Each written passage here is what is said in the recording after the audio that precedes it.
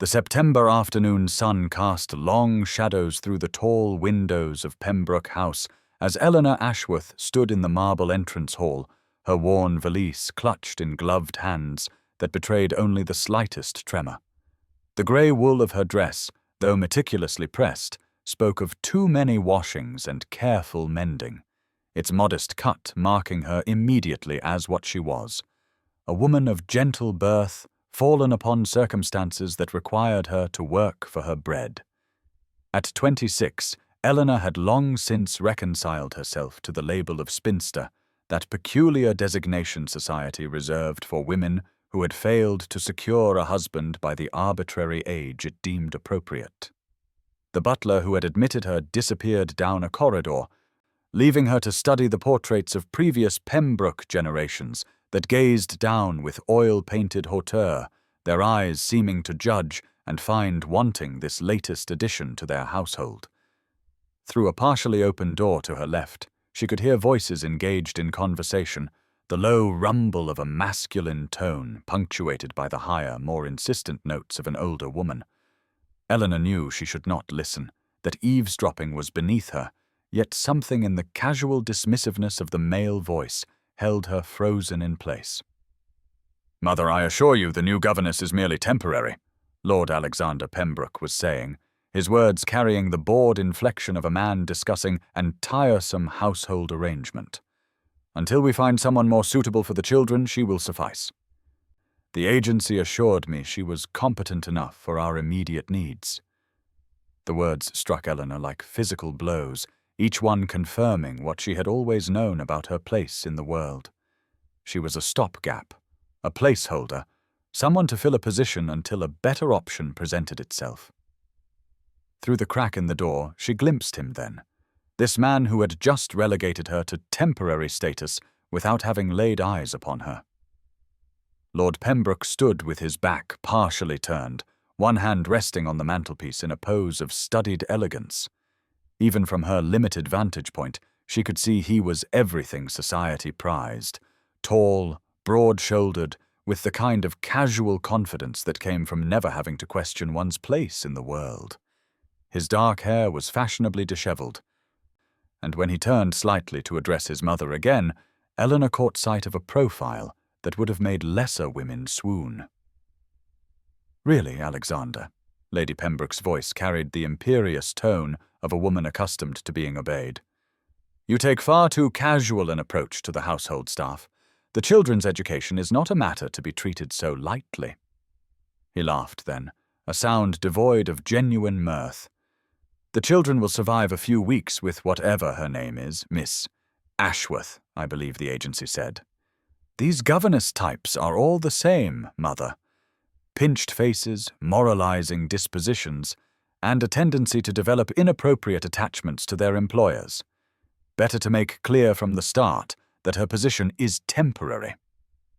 The butler's returning footsteps forced Eleanor to step back from the door, her cheeks burning with a combination of shame and anger that she had no right to feel. "Now please take a moment and subscribe to our channel and comment where you are watching from and what time is it. It is always fascinating to see where these stories get all around the world. Thank you." The morning sun streamed through the tall windows of the schoolroom on September 20th, 1818, illuminating dust motes that danced above the three golden heads bent over their primers.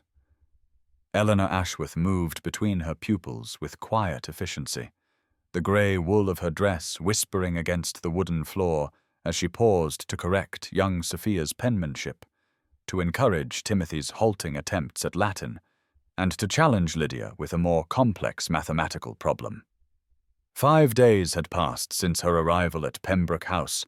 5 days of establishing routines and earning the tentative trust of children who had seen too many governesses come and go, each deemed unsuitable by either their formidable grandmother or their frequently absent elder brother. Eleanor had spent those days proving herself worthy of more than the temporary designation she had overheard, though she told herself it was merely professional pride that drove her to excel, not any futile hope of permanence in a household where she clearly did not belong. She was just launching into an explanation of the Roman conquest of Britain, using Timothy's toy soldiers to illustrate the advance of the legions across the desk-turned battlefield, when the door opened without warning. Lord Pembroke stood in the doorway, his imposing figure casting a shadow across the threshold, clearly having expected to find the children suffering through some tedious recitation rather than actively engaged in their lesson. Eleanor's hand stilled on the toy soldiers, but she refused to let his unexpected presence fluster her as she continued her narrative, describing how the ancient Britons had painted themselves with woad to frighten their enemies. The Romans thought they were quite barbaric, she was saying, her voice maintaining its animated cadence despite her acute awareness of their observer. But what do you think, Master Timothy? Were they barbaric, or simply using the tools available to them for defense? The boy's eager response about clever strategy over superior weapons drew a small smile from Eleanor, who then posed a follow-up question to Lydia about what modern equivalent might exist to the Britons' psychological warfare. Alexander found himself stepping further into the room, drawn by the unusual sight of his siblings actually enjoying their lessons, their faces bright with interest rather than glazed with the boredom he remembered from his own nursery days. His youngest sister Sophia, usually shy to the point of muteness around him, actually volunteered an observation about how ladies' fashions might serve a similar purpose in society warfare, which made Eleanor laugh, a sound like silver bells that seemed to transform her entire countenance from merely pleasant to something approaching beautiful. "An astute observation, Miss Sophia," Eleanor said warmly. "Though I dare say our modern weapons of silk and lace are rather less fearsome than woad and spears." She glanced at Alexander then, her grey eyes holding a challenge as if daring him to disapprove of her unconventional teaching methods, but he found himself oddly captivated by the way she had transformed what should have been a dry history lesson into something that had his siblings hanging on every word. He remained for the full hour, ostensibly examining the artwork displayed on the walls, but actually observing the woman he had so casually dismissed as temporary, noting how she tailored her approach to each child's temperament and ability,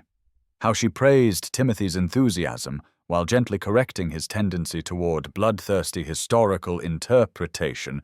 how she drew out Sophia's quiet intelligence with patience rather than forcing participation, how she challenged Lydia's quick mind with questions that required true thought rather than rote recitation.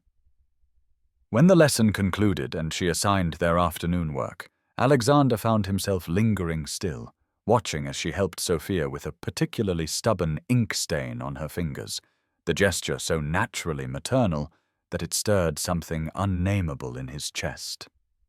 The evening of September 28, 1818, found Pembroke House wrapped in the peculiar quiet that descended after the children's bedtime, when the servants retreated to their quarters and the family settled into their separate pursuits. Eleanor Ashworth moved through the darkened corridors with practiced stealth, her soft slippers making no sound on the polished floors as she made her way toward the library, a liberty she allowed herself only when certain that the family had retired for the evening.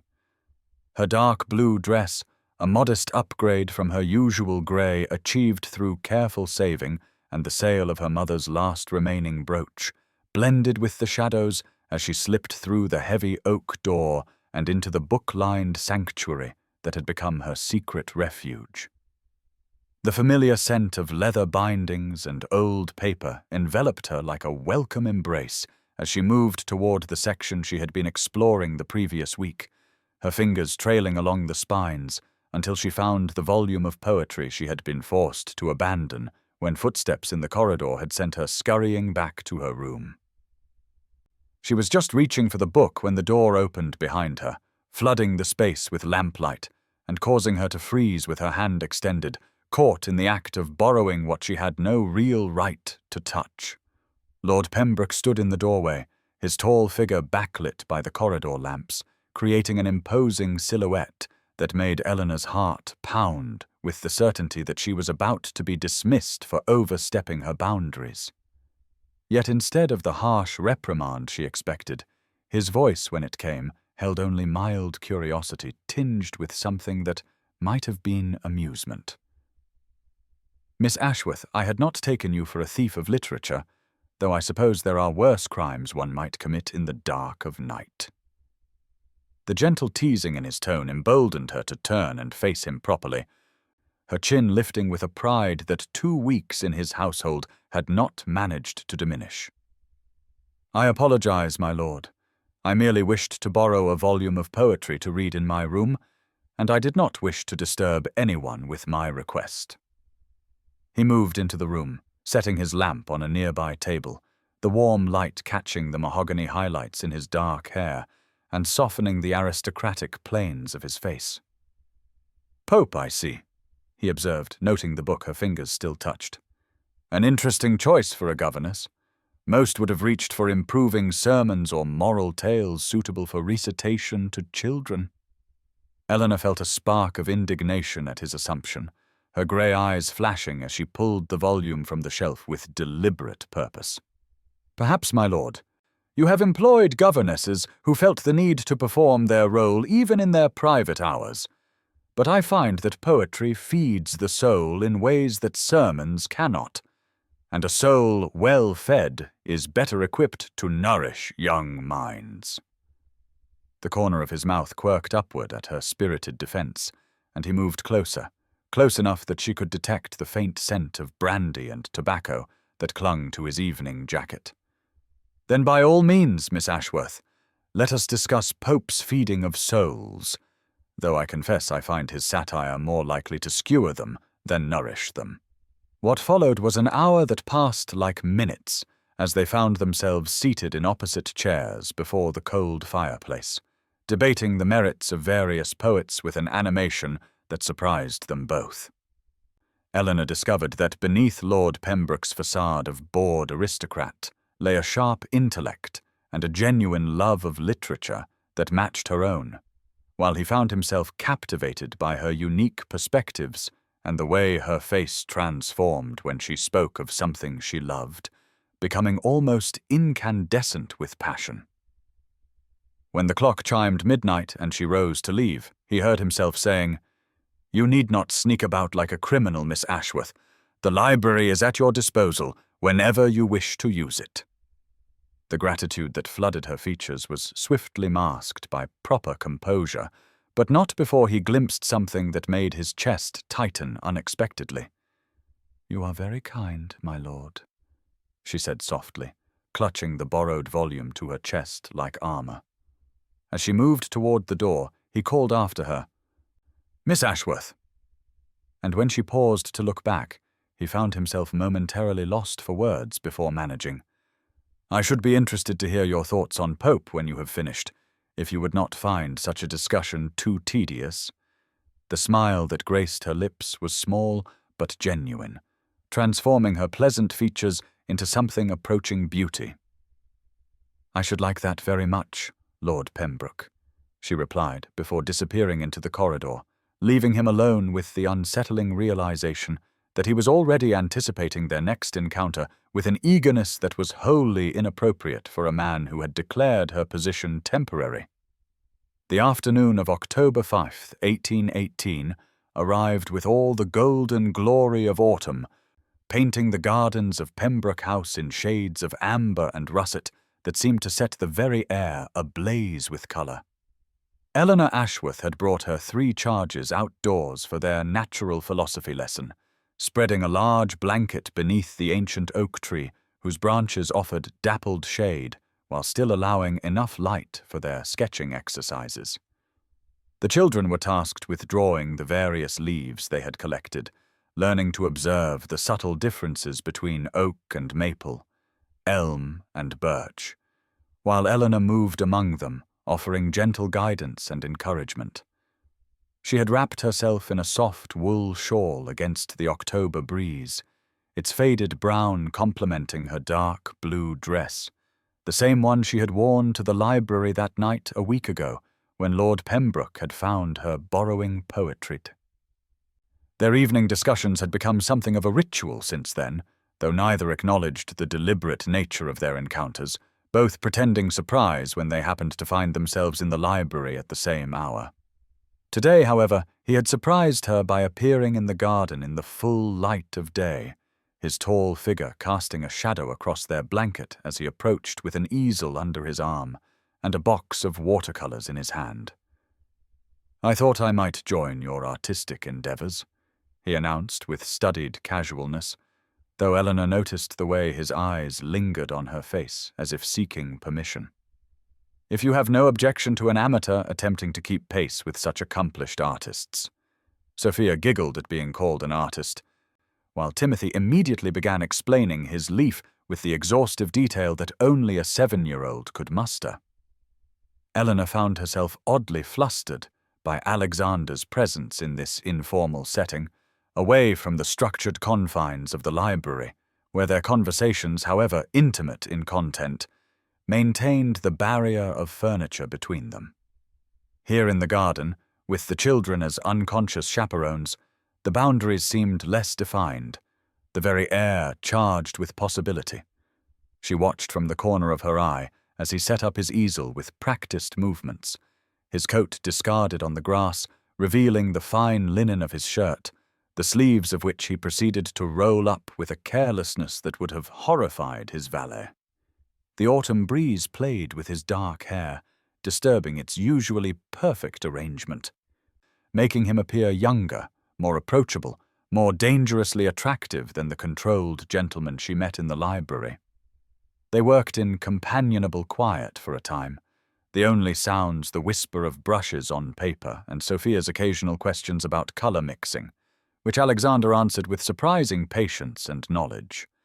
Eleanor found her attention divided between her students and the man who sat just close enough that she could catch the scent of his cologne mingling with the earthier smells of autumn leaves and damp soil.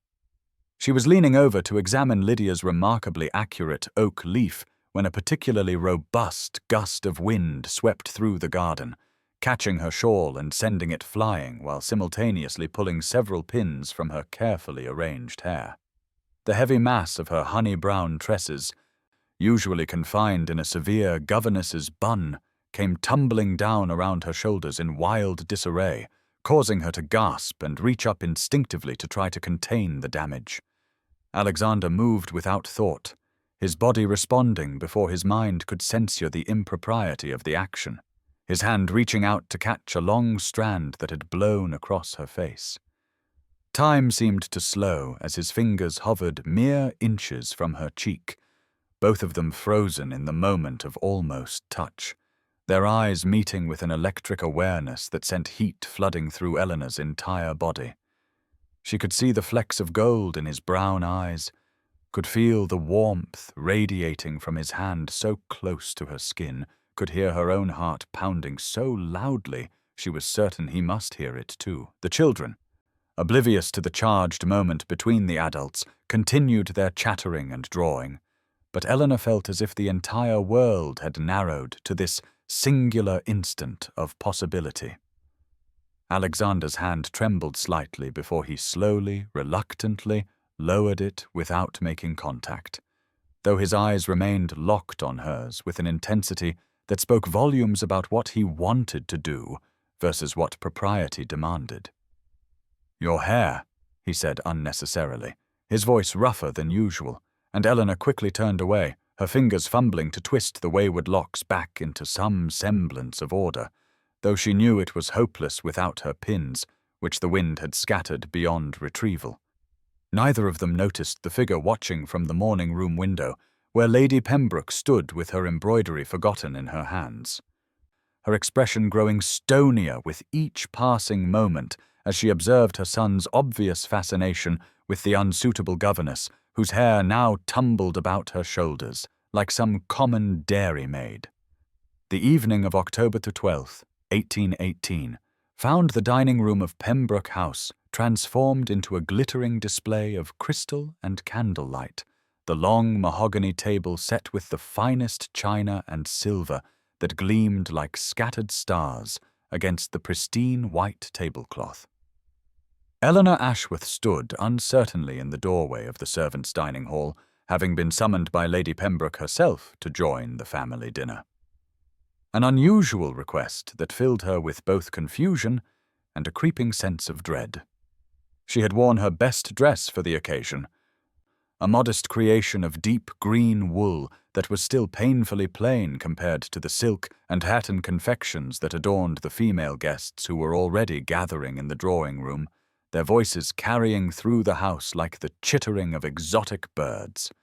Lady Pembroke had insisted, with a smile that never reached her eyes, that Eleanor must join them as the children would be dining downstairs this evening and might need supervision,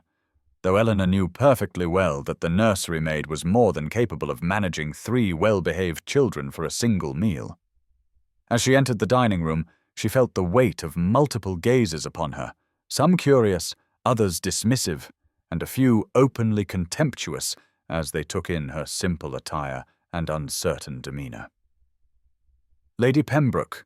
resplendent in purple silk with diamonds at her throat, gestured to a chair at the far end of the table, positioned awkwardly between the upper servants' traditional places and the family seating, a location that marked her as neither fish nor fowl in the carefully orchestrated social hierarchy. The conversation flowed around her in waves as course after course appeared, each more elaborate than the last, while Eleanor picked at her food and tried to remain invisible, though Lady Pembroke seemed determined to draw attention to her presence with increasingly pointed remarks.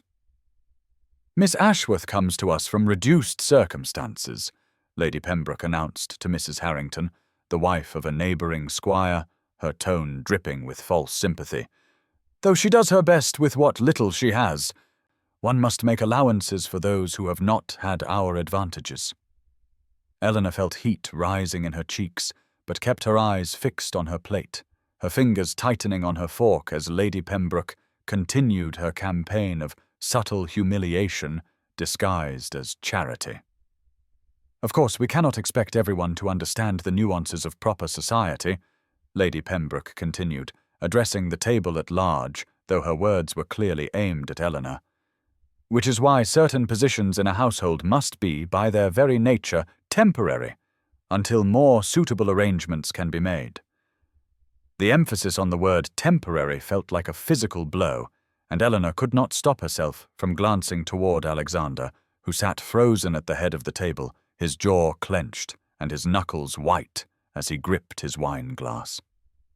"I find," Mrs. Harrington added with a titter that grated on Eleanor's nerves, "that one must be so careful with governesses these days. They do tend to develop ideas above their station, if not kept firmly in their place." The conversation continued in this vein throughout the interminable meal, each barbed comment and veiled insult adding another stone to the weight pressing down on Eleanor's chest, making it difficult to breathe, difficult to maintain the facade of calm dignity that was her only armor against their cruelty. She could feel Alexander's gaze on her, burning with an intensity that she dared not acknowledge, knowing that any sign of sympathy from him would only fuel his mother's campaign. When Lady Pembroke began regaling her guests with an amusing anecdote about a governess she had once employed who had dared to fall in love with a footman, describing it as a cautionary tale about the dangers of allowing servants to forget their proper place, Eleanor felt something inside her quietly break. She rose from her chair with careful deliberation, placing her napkin beside her barely touched plate, and dropped a curtsy that was perfectly correct in its execution, even as her voice remained steady, despite the trembling she felt in her very bones. "If you will excuse me, Lady Pembroke, I should check on the children," she said quietly, not waiting for permission before turning and walking from the room with her head held high, though she could hear the whispers and soft laughter that followed her retreat. She did not see Alexander's face transform with a fury that made several guests shift uncomfortably in their seats, nor did she witness the way his mother's triumphant smile faltered slightly at the murderous look her son directed her way. A look that promised this evening's entertainment would come at a price Lady Pembroke had not anticipated. The morning of October 13th, 1818, dawned grey and miserable, matching Eleanor Ashworth's mood perfectly as she moved about her small chamber with mechanical precision, folding her few possessions into the worn valise that had accompanied her to Pembroke House just 4 weeks ago, though it felt like a lifetime had passed since that afternoon, when she had first heard Lord Alexander Pembroke dismiss her as temporary. Her hands trembled slightly as she wrapped her meagre collection of books in brown paper, each volume a friend that had sustained her through countless lonely evenings, and she tried not to think about the library downstairs where she had spent such precious hours in conversation with a man she had no business dreaming about.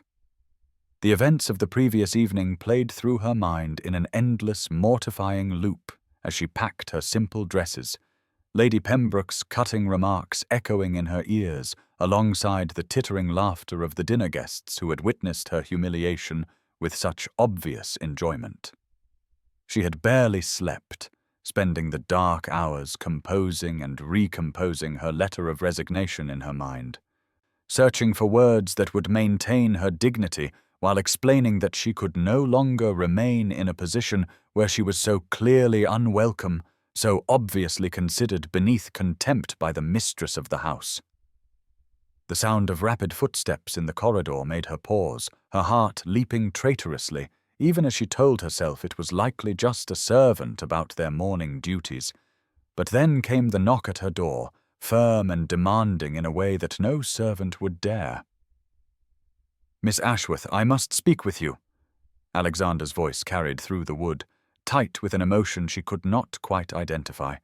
and Eleanor closed her eyes briefly before moving to open the door, steeling herself for what she assumed would be his mother's formal dismissal, delivered through her sons. What she saw when she opened the door stole her breath away, for Alexander looked as if he had not slept either, his usually immaculate appearance dishevelled, his cravat askew, and his eyes burning with a fierce light that made her take an involuntary step backward.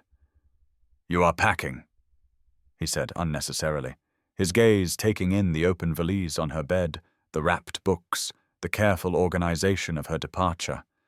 and something like panic flashed across his features before he stepped into her room without invitation. Propriety be damned. "You cannot leave, Eleanor," he said, her given name falling from his lips for the first time, and the sound of it made her heart contract painfully, even as she forced herself to maintain her composure. "Your mother made it abundantly clear last night that my presence here is both unwelcome and inappropriate, my lord,"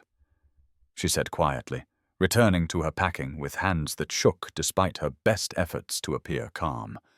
"And I believe it would be best for everyone if I sought employment elsewhere." "Best for everyone?" Alexander's voice rose incredulously as he moved closer, his presence filling the small room and making it difficult for her to breathe. "How can you say that when the very thought of you leaving makes me want to tear this house apart stone by stone?" Eleanor's hands stilled on the dress she was folding, her pulse racing at the raw emotion in his voice. But she forced herself to continue, her words measured despite the chaos in her heart.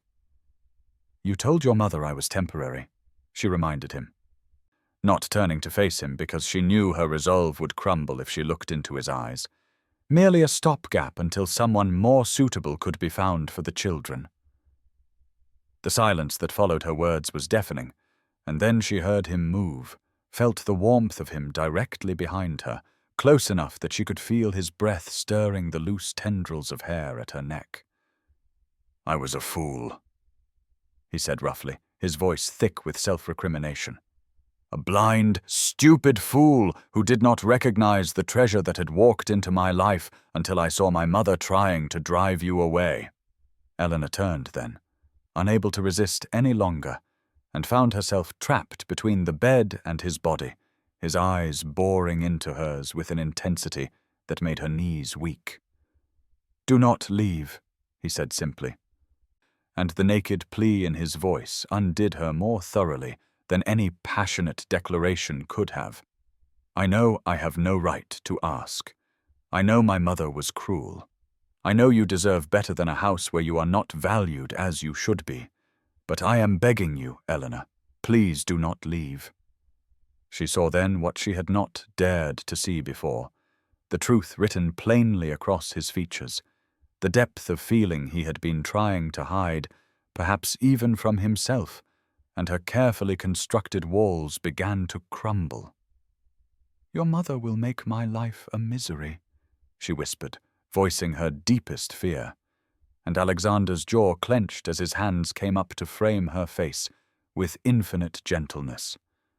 "Then I will make it my life's purpose to ensure your happiness," he vowed, his thumbs brushing away tears she had not realized were falling. "I will stand between you and anyone who dares to hurt you, including my own mother. And I will spend every day proving to you that you are not temporary, Eleanor. You could never be temporary, not to me." The afternoon sun of October 20th, 1818, streamed through the tall windows of Pembroke House's parlour, casting golden patterns across the Persian carpet as Eleanor Ashworth sat in the corner with young Lydia and James, helping them with their French lessons, while trying to ignore the persistent awareness that had plagued her for the past week since Lord Alexander Pembroke had begged her to stay. She wore a new dress of soft lavender muslin, a gift from the children who had pooled their pin money to surprise her with something prettier than her usual grey and brown attire. And though the gesture had touched her deeply, she felt oddly exposed in the lighter colour, as if it made her more visible when she desperately wished to fade into the background. The sound of carriage wheels on gravel made Lydia look up from her primer, her face brightening with excitement as she recognized the smart curricle that had just pulled up to the entrance, belonging to Mr. Charles Beaumont, one of Alexander's oldest friends who visited frequently enough to be considered almost family. Eleanor had met him only in passing during his previous visits, exchanging nothing more than polite greetings, as befitted her position. But as he entered the parlour now, with his usual easy confidence, his amber eyes found hers immediately and lingered with an interest that made her shift uncomfortably in her seat. Charles Beaumont was everything that Alexander was not. Where Alexander was dark and intense, Charles was fair and charming, his manner light and teasing, where Alexander's had become increasingly brooding since that morning in her chamber, and as he crossed the room toward them, Eleanor could not help but notice how his smile seemed designed to put one at ease. "Miss Ashworth," he said warmly, bowing with a flourish that made young James giggle. "How delightful to find you here. I confess I had hoped for just such an encounter when I decided to call this afternoon." The compliment was so unexpected, so far removed from the careful distance most of Alexander's acquaintances maintained with the governess, that Eleanor found herself momentarily speechless, her cheeks warming under his appreciative gaze. "Mr. Beaumont," she managed, setting aside the French grammar she had been holding. "The children and I were just finishing their lesson for the day." Charles waved a dismissive hand at the notion of interrupting their studies, instead pulling up a chair to join their little circle with a familiarity that would have been presumptuous from anyone else, but seemed perfectly natural from him. "Nonsense. I insist you continue. There is nothing I enjoy more than the sound of beautiful French spoken by beautiful ladies," he said with a wink at Lydia, who giggled behind her hand, clearly charmed by the attention. Eleanor found herself relaxing despite her better judgment, drawn in by Charles's easy manner and the way he treated her not as a servant to be ignored or condescended to,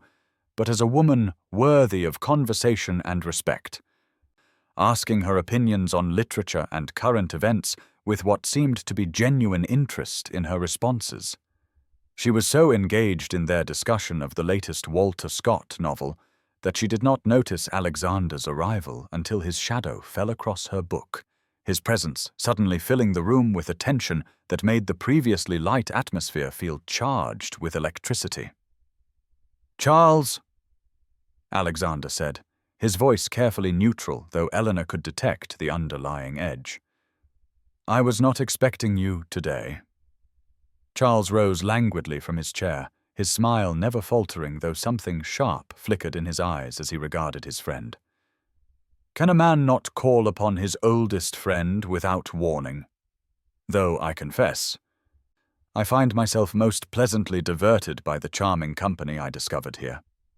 The way Charles's gaze returned to Eleanor as he spoke, warm and appreciative, made Alexander's jaw clench visibly, his hands curling into fists at his sides before he forcibly relaxed them. "Miss Ashworth has duties to attend to,"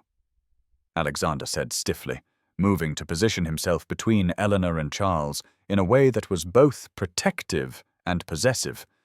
"I am certain she has no time for idle chatter." The dismissal stung more than Eleanor cared to admit,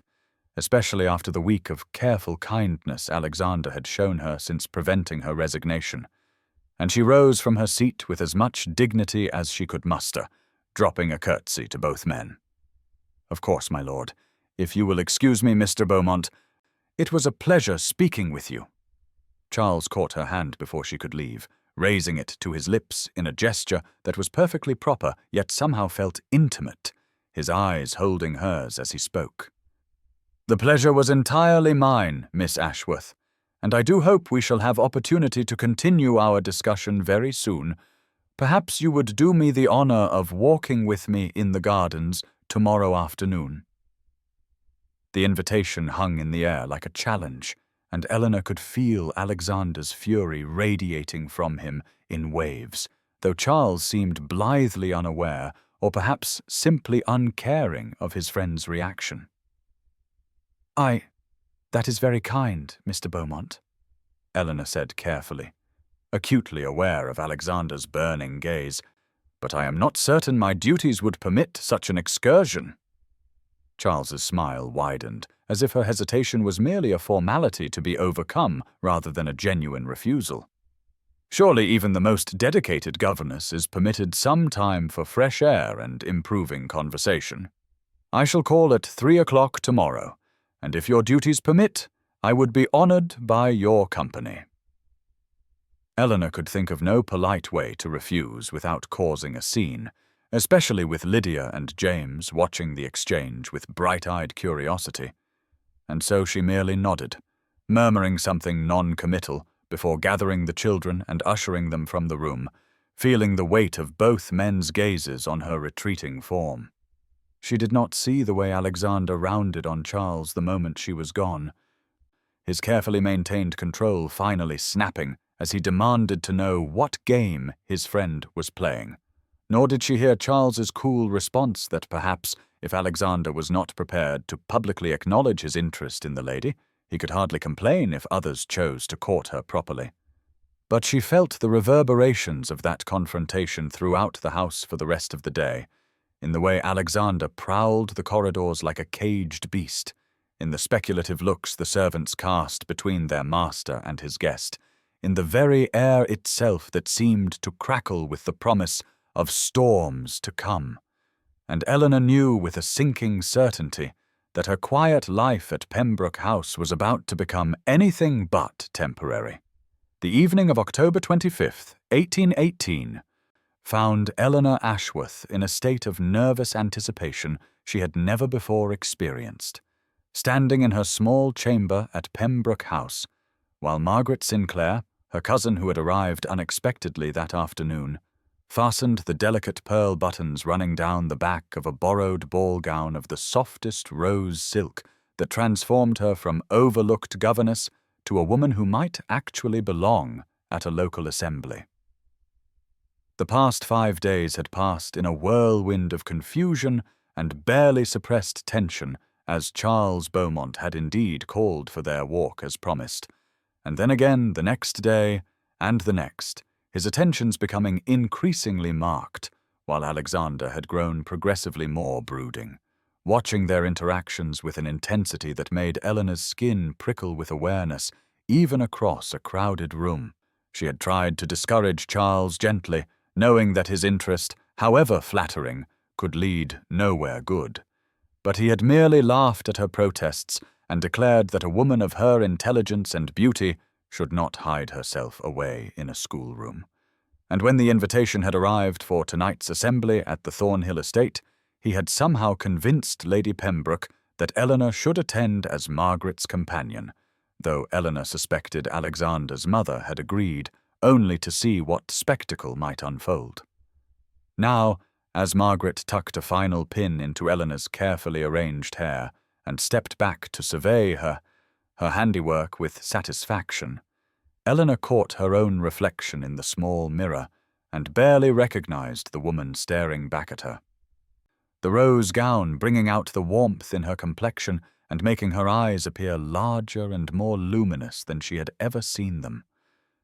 The journey to Thornhill Hall passed in a blur of Margaret's cheerful chatter about London gossip and fashion, but Eleanor heard little of it, her mind spinning with the implications of appearing in public at such an event, knowing that tongues would wag about the Pembroke governess putting on airs above her station. The ballroom blazed with the light of hundreds of candles when they arrived, the heat and noise and swirling colours momentarily overwhelming Eleanor, who had grown accustomed to the quiet routines of the schoolroom. But before she could retreat to a corner as she had planned, Charles appeared at her elbow with his characteristic smile, claiming her hand for the opening dance before she could form a protest. As he led her onto the floor, Eleanor was acutely aware of the whispers that followed their progress, the raised eyebrows and knowing looks. But Charles seemed oblivious to it all, guiding her through the steps of the country dance with practiced ease, while keeping up a stream of compliments that made her cheeks burn with embarrassment, and something else she did not care to examine too closely. It was only when they took their positions for the second dance that Eleanor spotted Alexander across the room, his dark evening clothes making him appear even more forbidding than usual, his jaw clenched and his eyes fixed on her with an expression of barely contained fury that made her miss a step. Charles steadied her with a knowing smile, following her gaze to where Alexander stood rigid against the wall, and his voice held a note of satisfaction as he murmured, "He cuts quite the figure of the jealous suitor, does he not?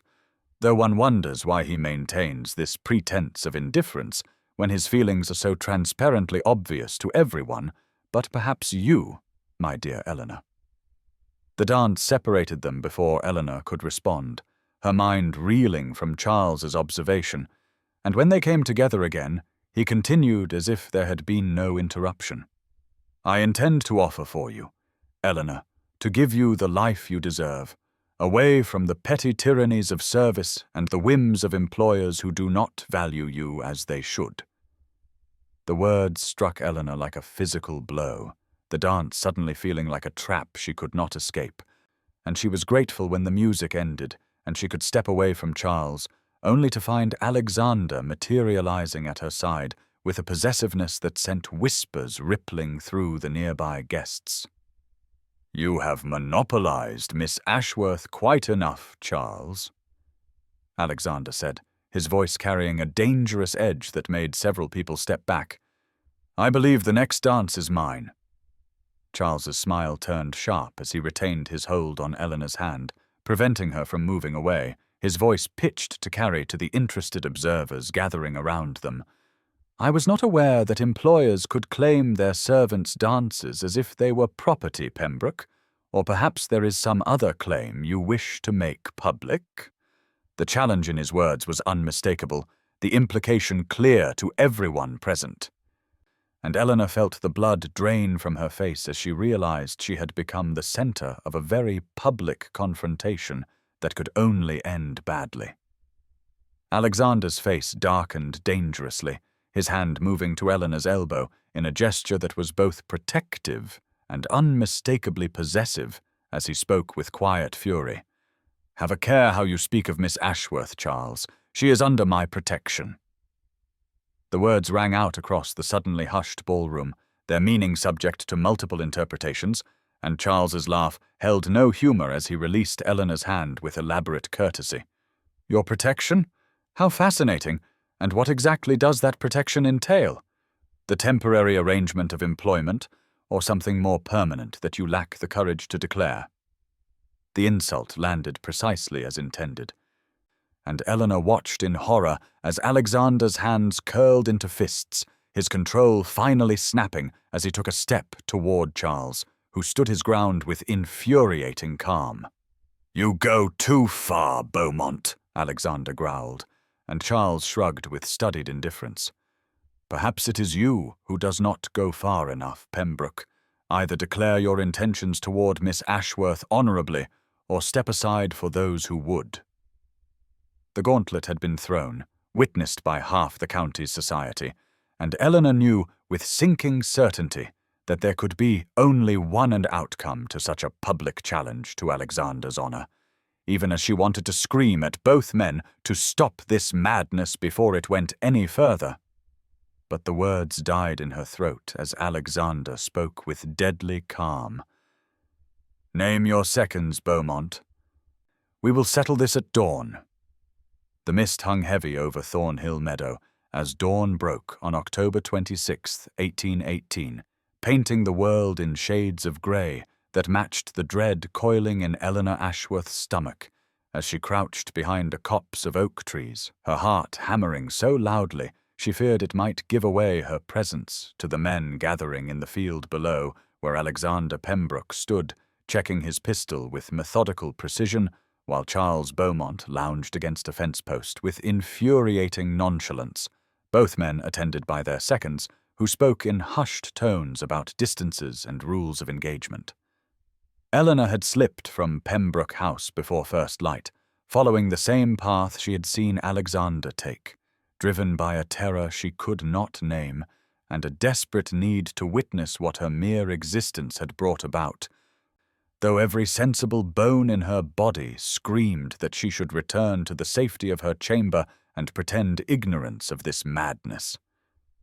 The white linen of Alexander's shirt seemed to glow in the pale light as he shrugged off his coat and handed it to his second, Mr. Ashford, and Eleanor noticed with a pang how he touched the breast pocket briefly, drawing out what looked like a handkerchief that she recognized with shock as her own, one she had dropped in the garden weeks ago and never thought to see again. The ritual of the duel proceeded with agonizing precision, as the two men took their positions back to back, pistols raised, and the appointed referee began to count out the paces that would separate them before they turned to fire. Each step feeling like an eternity to Eleanor, who pressed her fist against her mouth to stifle the sob building in her throat. At 10 paces they turned in perfect synchronization, and time seemed to suspend as Eleanor saw Alexander's face in profile, set in lines of grim determination that spoke not of wounded pride or masculine posturing, but of something deeper and more desperate, as if this moment was about far more than the insult Charles had delivered at the assembly. The crack of pistols firing shattered the morning stillness, birds erupting from the trees in a chaos of wings and cries, and for one heart-stopping moment, Eleanor could not tell what had happened through the smoke, until she saw Alexander still standing, his shot having grazed Charles's shoulder, while Charles's ball had gone wide. Whether by design or poor aim, she could not tell. Charles pressed a hand to his bleeding shoulder, his usual sardonic smile faltering, as Alexander strode across the distance between them with purpose, ignoring the protests of the seconds who clearly expected the matter to be settled with first blood drawn. And Eleanor heard Alexander's voice carry clearly across the meadow as he declared with ringing authority, "Let all present bear witness that Miss Eleanor Ashworth is under my protection, not as my employee, but as the woman I intend to court with all honor and devotion, and any man who speaks against her speaks against me." The words struck Eleanor like a physical blow, tears streaming down her face as she understood finally what this had all been about. Not wounded pride or rivalry between friends, but Alexander's desperate need to claim her publicly in the only way he knew how, through this antiquated ritual that transformed his feelings from private torment to public declaration. Charles laughed weakly, accepting the hand Alexander offered to help him stand, and his voice held a note of grudging respect as he said, loud enough for all to hear, "Then I wish you joy of her, Pembroke, though you might have simply said so without requiring me to bleed for the intelligence." The gathered men dispersed slowly, helping Charles to a waiting carriage, while Alexander remained in the field, running his hands through his hair in a gesture of exhaustion and relief that made him look younger and more vulnerable than Eleanor had ever seen him,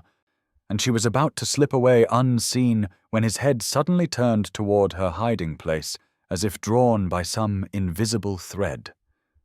Their eyes met across the misty field, and Eleanor saw his expression transform from surprise to something fierce and tender as he began walking toward her with determined strides, not running, but moving with the inexorable purpose of a man who had just risked everything for the right to come to her openly. She emerged from behind the trees on trembling legs, her practical morning dress damp with dew and her hair escaping from its pins, knowing she looked nothing like the sort of woman men fought duels over. But Alexander's eyes blazed with an emotion that made her feel like the most precious thing in the world as he stopped just out of reach, his voice rough with feeling as he said simply, "You should not have come." Eleanor found her voice at last, though it shook with the force of her emotions, as she replied, "How could I stay away when you were risking your life because of me, though I never asked for such a sacrifice, never wanted to be the cause of violence between friends?"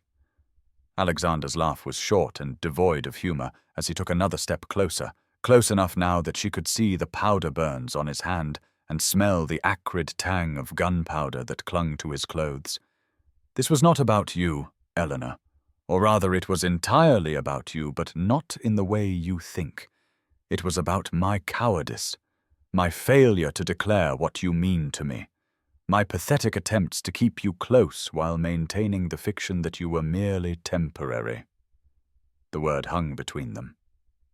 heavy with the weight of all that had transpired since that first day when she had overheard him dismiss her so casually, and Eleanor felt something shift inside her chest, a loosening of the tight control she had maintained over her hopes and dreams these past weeks. "And what am I now, my lord?" she asked softly, her eyes searching his face for the truth she desperately needed to hear. "What protection have you claimed the right to offer me?"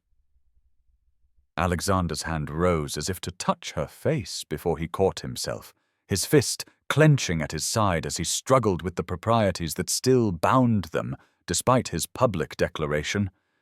"You are the woman I love, Eleanor. The woman I have loved since the night I found you in my library defending the merits of Mary Wollstonecraft with such passion that I forgot how to breathe, and the woman I would have claimed openly weeks ago if I had not been such a craven fool."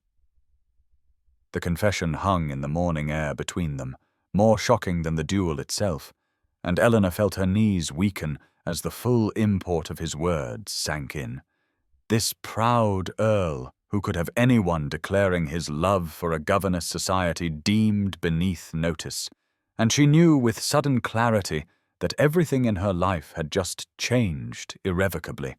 that there could be no returning to the careful boundaries of employer and employee after this moment witnessed by the rising sun and sanctified by spilled blood. The afternoon sun of October 30th, 1818, slanted through the drawing-room windows of Pembroke House, illuminating dust motes that danced in the heavy air, as Eleanor Ashworth sat perched uncomfortably on the edge of a silk-upholstered chair, her new dress of deep burgundy wool feeling strange against her skin after years of serviceable grey and brown, while across from her Lady Pembroke paced before the fireplace like a caged lioness, her face a mask of barely controlled fury that had been building since the morning's post had brought news of her son's dawn encounter with Charles Beaumont, spreading through the county like wildfire. Alexander stood by the window, his back rigid with tension, one hand gripping the windowsill so tightly his knuckles showed white, and Eleanor could see the muscle in his jaw working as his mother's voice rose to fill the room with venom. "You have taken leave of your senses entirely, Alexander, fighting duels over a governess, making public declarations that make us the laughingstock of society. And now I hear you have given her clothes befitting a lady, when she is nothing but a servant who has somehow bewitched you into forgetting your duty to your name and position." The words struck Eleanor like physical blows, each one calculated to wound, but she kept her hands folded in her lap and her eyes fixed on a point just past Lady Pembroke's shoulder, having learned through bitter experience that any response would only fuel the older woman's rage. Alexander turned from the window with deliberate slowness, his voice deadly quiet as he addressed his mother. "Eleanor is under my protection, mother, and I will thank you to speak of her with the respect she deserves, not as a servant, but as the woman I intend to make my wife." The declaration hung in the air like a challenge, and Lady Pembroke's face went white, then red in rapid succession, her voice dropping to a hiss that was somehow more frightening than her earlier shouting. "Then you leave me no choice, Alexander. Either you dismiss this creature today and send her away with whatever references will help her find another position far from here, or you forfeit your inheritance entirely. Every penny, every property, everything that should rightfully pass from the Earl of Pembroke to his son." Eleanor felt the blood drain from her face at this ultimatum, her heart clenching at the thought of Alexander losing everything because of her, and she started to rise, ready to sacrifice herself to save him from such a fate. But Alexander's voice cut through her movement like a blade. "Sit down, Eleanor.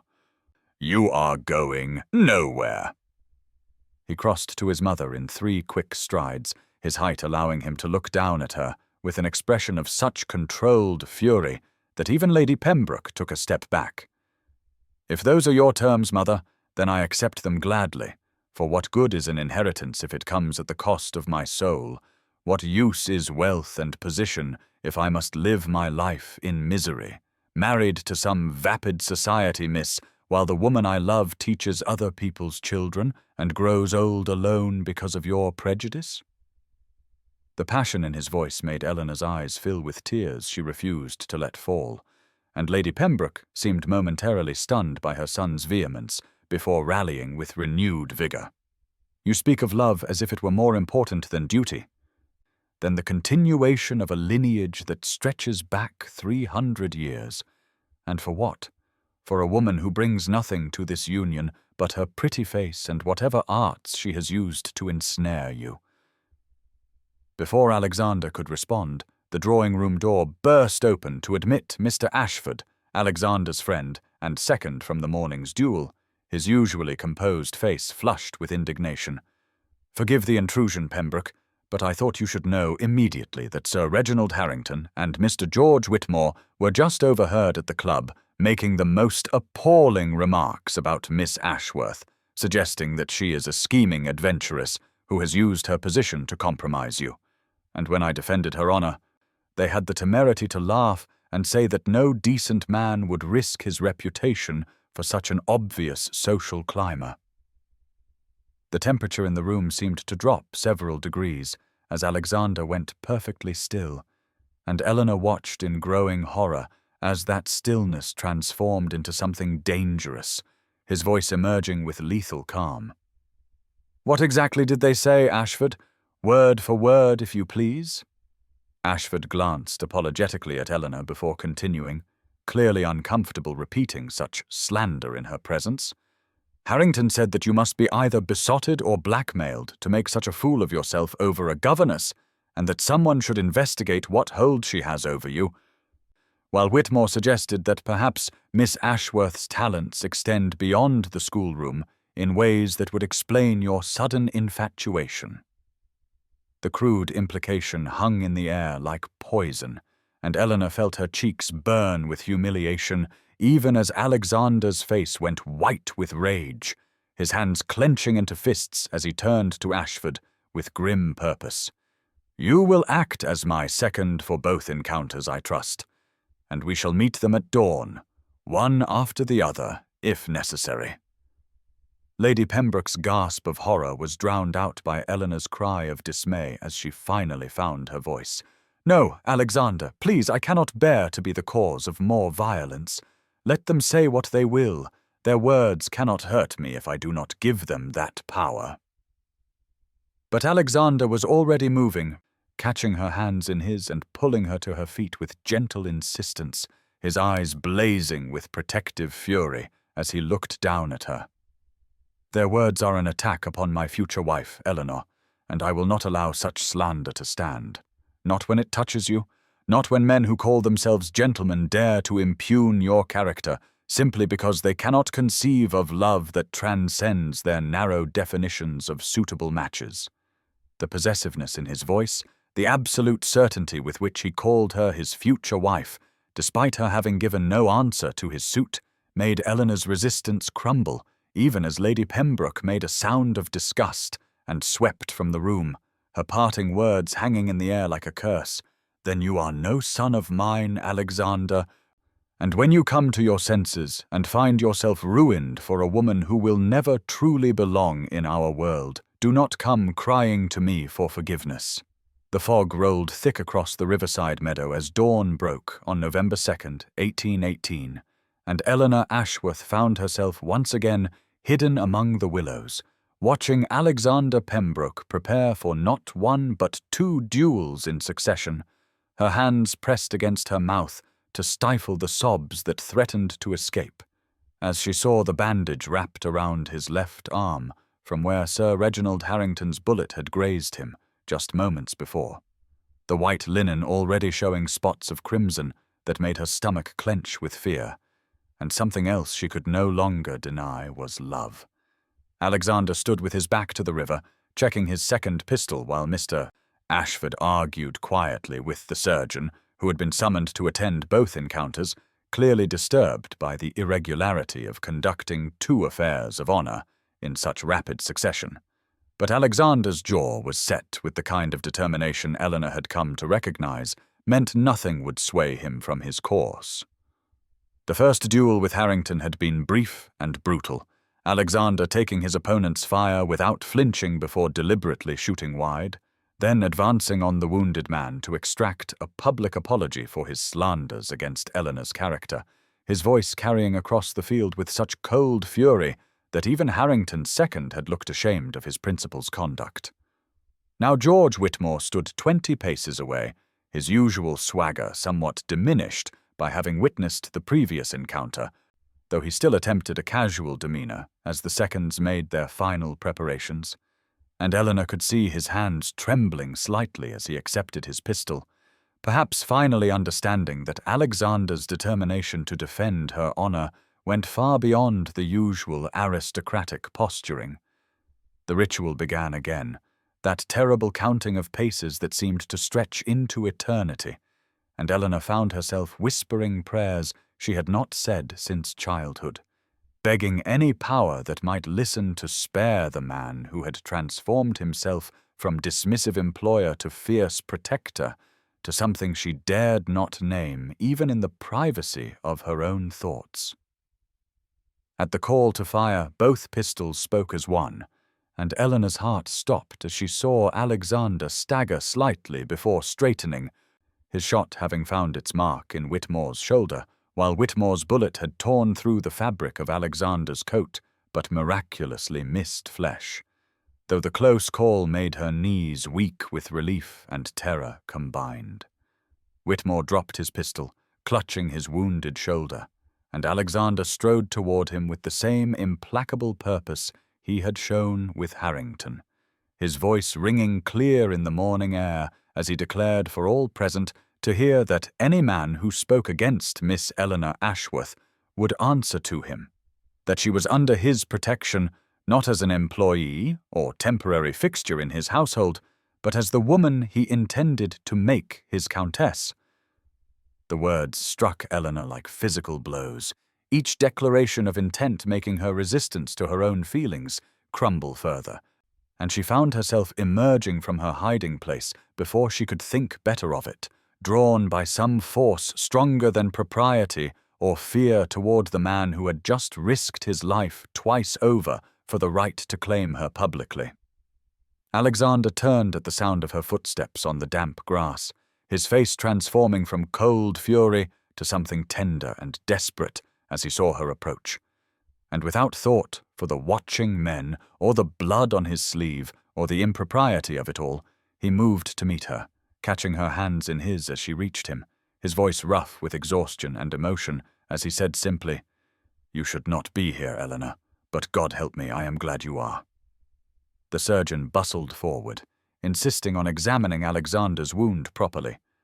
and Eleanor found herself helping to remove his coat and roll up his sleeve, her fingers trembling as they brushed against his skin, the intimacy of tending his hurt, breaking through the last of her defenses as she saw how close the bullet had come to doing serious damage.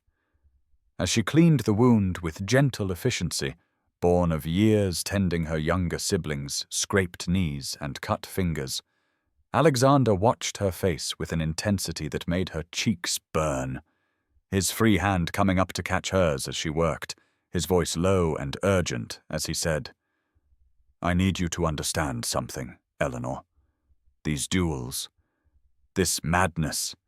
it is not about honor or pride or any of the foolish things men tell themselves matter. It is about you, about my need to show the world what you mean to me, about my desperate desire to clear the path between us of every obstacle society would place there." Eleanor's vision blurred with tears as she continued her ministrations, her voice barely a whisper as she replied, "You could have been killed, Alexander. Both times you could have died. And for what? To silence gossips who will only find new cruelties to whisper, to defend a woman who has no claim to such protection beyond your inexplicable regard." Alexander's hand tightened on hers, pulling her attention from his wound to his face, where she saw an emotion so raw and powerful it took her breath away as he said with quiet ferocity, "You have every claim, Eleanor. You have owned my heart since the night you stood in my library and spoke of books with such passion that I forgot my own name. You have haunted my dreams and occupied my thoughts, and made me understand that everything I thought permanent in my life was actually temporary, while you, who I so foolishly dismissed as temporary, are the only permanent truth I have ever known." The confession hung between them in the morning air, witnessed by the rising sun and the dispersing fog, and the men who stood at a respectful distance, understanding that they were witnessing something far more significant than the resolution of mere insults,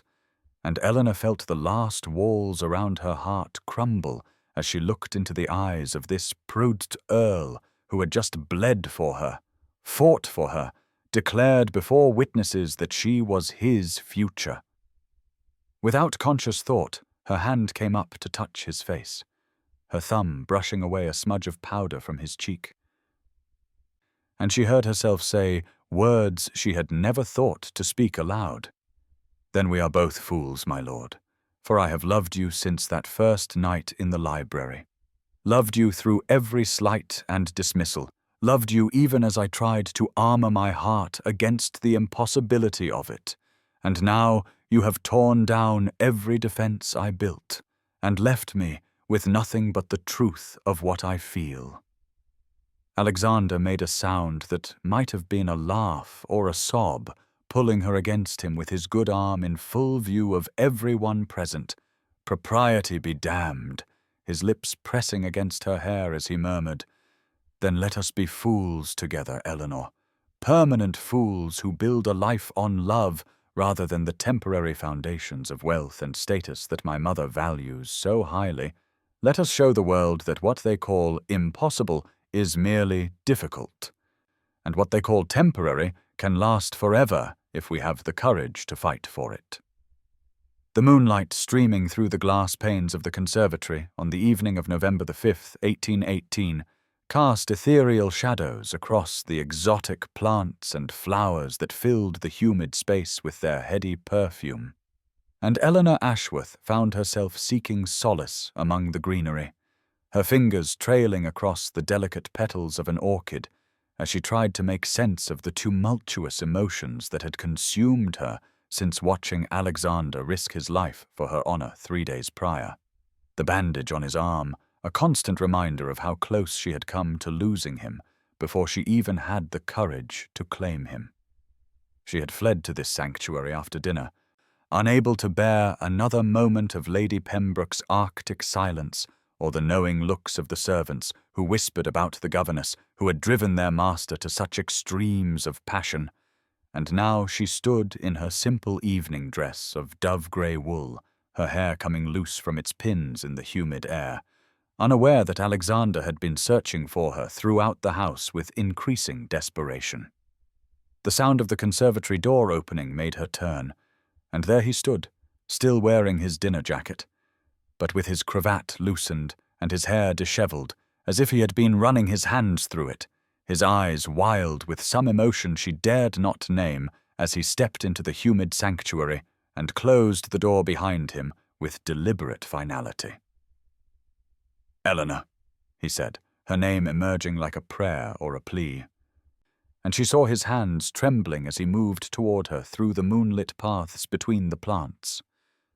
"I have been searching everywhere for you, terrified that you had finally come to your senses and fled this madhouse where the master fights duels over the governess and defies his mother for the right to love where he chooses."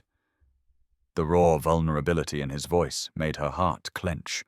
and she found herself moving toward him without conscious thought, drawn by the same magnetism that had pulled them together in the library all those weeks ago. Her voice barely above a whisper as she said, "I could not leave, Alexander. Not now. Not after what you have done. Though I confess I do not understand it. Cannot comprehend why you would risk everything for someone you once dismissed as temporary." The word hung between them like a spectre, and Alexander made a sound that was half laugh, half sob, closing the distance between them until he stood mere inches away, the warmth of his body palpable in the humid air as he reached up to touch her face with fingers that shook with emotion. "Temporary," he repeated, the word bitter on his tongue. "God forgive me, Eleanor. I used that word as armor against feelings I did not understand, could not acknowledge. For how could I admit even to myself that from the moment you walked into my library and spoke of Byron with such passion, from the instant I saw you teaching my siblings with such genuine love, you had begun to dismantle every defense I had built around my heart?" His confession poured out like water through a broken dam, and Eleanor found her eyes filling with tears as he continued, his hands now cradling her face as if she were something precious and breakable. "I called you temporary because I was terrified of how permanent you already felt, how essential you had become to my very existence. And now I stand before you, stripped of all pretense, bleeding from wounds earned in your defense, begging you to forgive my cowardice and stay with me, not as my employee, not as a temporary fixture in my household, but as my wife, my countess, my permanent and eternal love." The words crashed over Eleanor like a wave, and she felt her knees weaken as the full weight of his declaration settled upon her, this proud earl who had inherited centuries of tradition and expectation, now offering to cast it all aside for her, a governess with nothing to recommend her but her education and her heart. "Alexander," she breathed, her own hands coming up to cover his where they still cradled her face. "You speak of permanence as if it were something I could give you. But what if I am not strong enough for this world you inhabit? What if the very qualities that make me suitable as a governess make me wholly unsuitable as a countess?" But Alexander was already shaking his head, his eyes blazing with conviction as he drew her closer, his voice fierce with certainty. "You are the strongest woman I know, Eleanor. You faced my mother's cruelty with dignity. You maintained your grace when lesser souls would have crumbled. You have taught me that true nobility has nothing to do with birth or blood, but with the quality of one's character,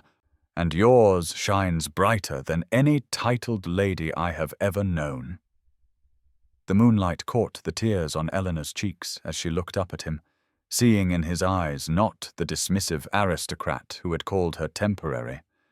but a man transformed by love into something finer, something worthy of the risk she was being asked to take. And she heard herself speaking words that seemed to come from some deeper truth than conscious thought. "Then I will stay, Alexander, not as your governess or your employee or any other temporary role, but as the woman who loves you with every fiber of her being, who would rather face a lifetime of your mother's disapproval than a single day without you." The joy that transformed Alexander's face was like sunrise after the longest night, and he pulled her against him with his good arm, his lips finding hers in a kiss that was desperate and tender and full of promises that needed no words, while around them the exotic flowers bloomed in silent witness to a love that had grown in the most unlikely of soils and would flourish despite every obstacle society might place in its path, permanent and unchanging as the stars that shone through the glass above them. The morning sun streamed through the tall windows of the breakfast room on November 6, 1818, casting golden light across the polished mahogany table where the Pembroke family gathered for their morning meal, and Eleanor Ashworth sat in her usual place near the foot of the table baths, her heart racing beneath her modest morning dress as she watched Alexander enter the room with a determined set to his jaw that she had come to recognize meant he was about to do something that would shake the very foundations of their carefully ordered world.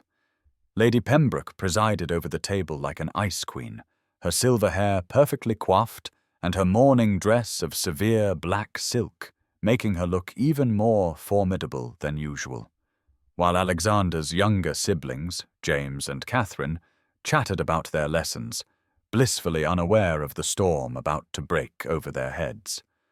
Alexander took his seat at the head of the table, his eyes finding Eleanor's across the gleaming expanse of china and crystal, and in that look she saw everything he had promised her the night before in the conservatory.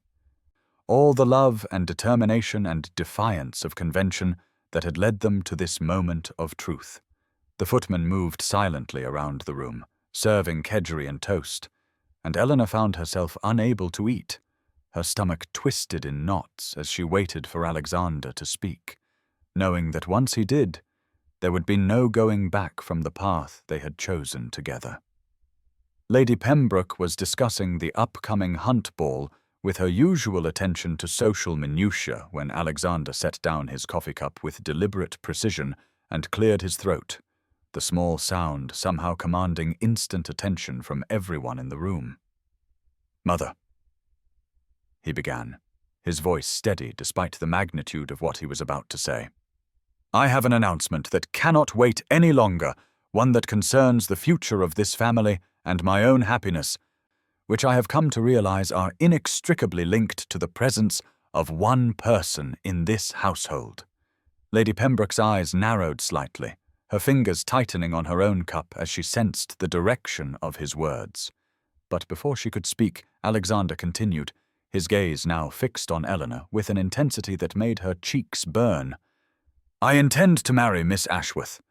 and before you voice the objections I can see forming on your lips, let me make it abundantly clear that this is not a matter open for discussion or negotiation, but a simple statement of fact about my future." The silence that followed his declaration was so complete that Eleanor could hear her own heartbeat thundering in her ears,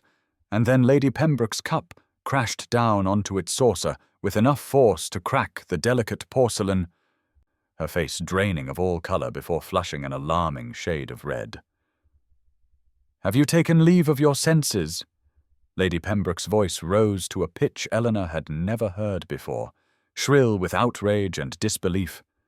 "Marry the governess? A woman with no family, no fortune, no connections of any value to this household? Alexander, I forbid it absolutely." But even as his mother's fury erupted, Eleanor felt a small hand slip into hers beneath the table, and she looked down to see young Catherine, gazing up at her with shining eyes, whispering,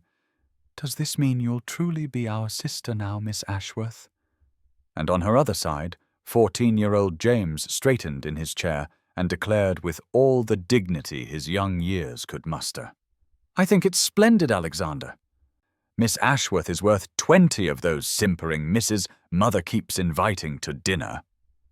The unexpected support from Alexander's siblings seemed to fuel Lady Pembroke's rage further, and she turned on them with a vehemence that made Eleanor instinctively tighten her grip on Catherine's hand. "You children know nothing of the world, nothing of what is required to maintain our position in society, and I will not have you encouraging this madness." But Alexander was already on his feet, moving around the table to stand behind Eleanor's chair, his hands coming to rest on her shoulders in a gesture of protection and claim that sent warmth flooding through her entire being.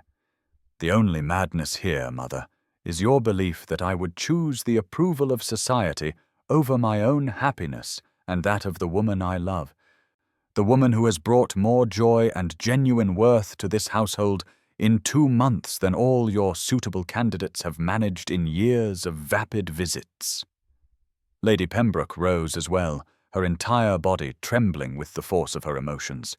"If you persist in this folly, Alexander, I will have no choice but to withdraw to the Dower House and cut all connection with this household until you come to your senses, and do not think I will not make our displeasure known to every family of consequence in the county." The threat hung in the air like a thrown gauntlet, and Eleanor felt Alexander's hands tighten on her shoulders. But his voice when he spoke was remarkably calm, almost gentle. "Then I am sorry for it, Mother, truly sorry that you would choose the opinion of strangers over the happiness of your own son. But if that is your decision, I will have the Dower House prepared for your removal at your earliest convenience." The finality in his tone seemed to strike Lady Pembroke like a physical blow, and she sank back into her chair, her face crumpling, as she realized her son was truly prepared to choose his governess over his own mother. And Eleanor found herself speaking for the first time since the confrontation began, her voice quiet but clear. "Lady Pembroke, I know I am not what you envisioned for your son, and I understand your disappointment, but I promise you that I will spend every day of my life trying to be worthy of the honor he does me, and I hope that someday you might come to see that love, genuine love, can be worth more than all the social advantages in the world."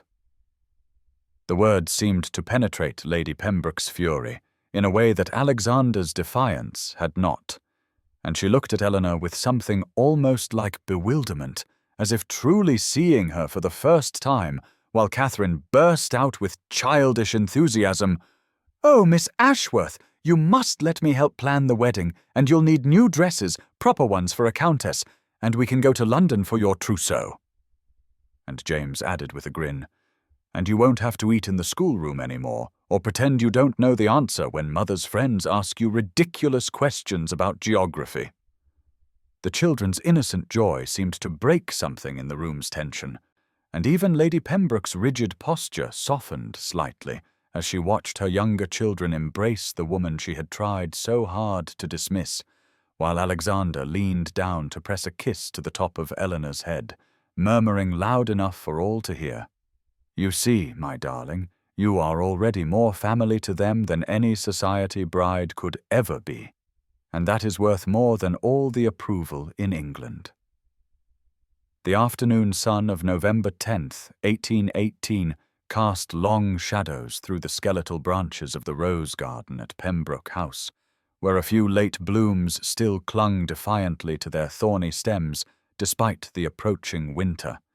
and Eleanor Ashworth walked slowly along the gravel paths, her dark blue pelisse wrapped tightly around her, as she contemplated the magnitude of the decision that had consumed her thoughts for the past 4 days since Alexander's passionate declaration in the conservatory.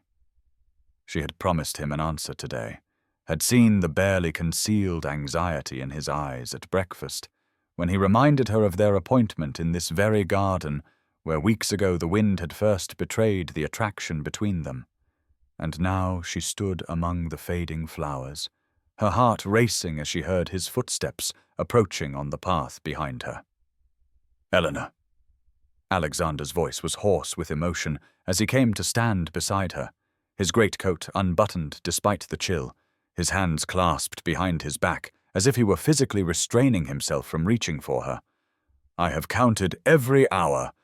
every minute since I asked you to be my wife, and I confess I am more terrified now than when I faced Charles Beaumont's pistol at dawn." The vulnerability in his confession made Eleanor turn to face him fully, seeing the shadows beneath his eyes that spoke of sleepless nights, the tension in his jaw that revealed his fear of her rejection, and she felt her own carefully prepared words dissolve as she gazed up at this proud man who had literally fought for the right to love her. "Alexander," she began, her voice soft but steady. "I have spent these days thinking not of what I want, for that has been clear to me since those evening conversations in your library, but of whether I have the right to accept what you offer, knowing the price you have already paid and will continue to pay for choosing someone so far beneath your station." But Alexander was already shaking his head, stepping closer with an urgency that made her breath catch. "You are beneath no one, Eleanor, and I will spend the rest of my life proving that to you and to anyone else who dares suggest otherwise. But first I must know if you will give me that chance. If you will trust me with your heart, as I have trusted you with mine." The late roses around them seemed to lean in as witnesses to this moment, their fading perfume mixing with the scent of approaching winter, and Eleanor found herself remembering all the moments that had led them here, from his dismissive words about her temporary status to his fierce protection of her honor.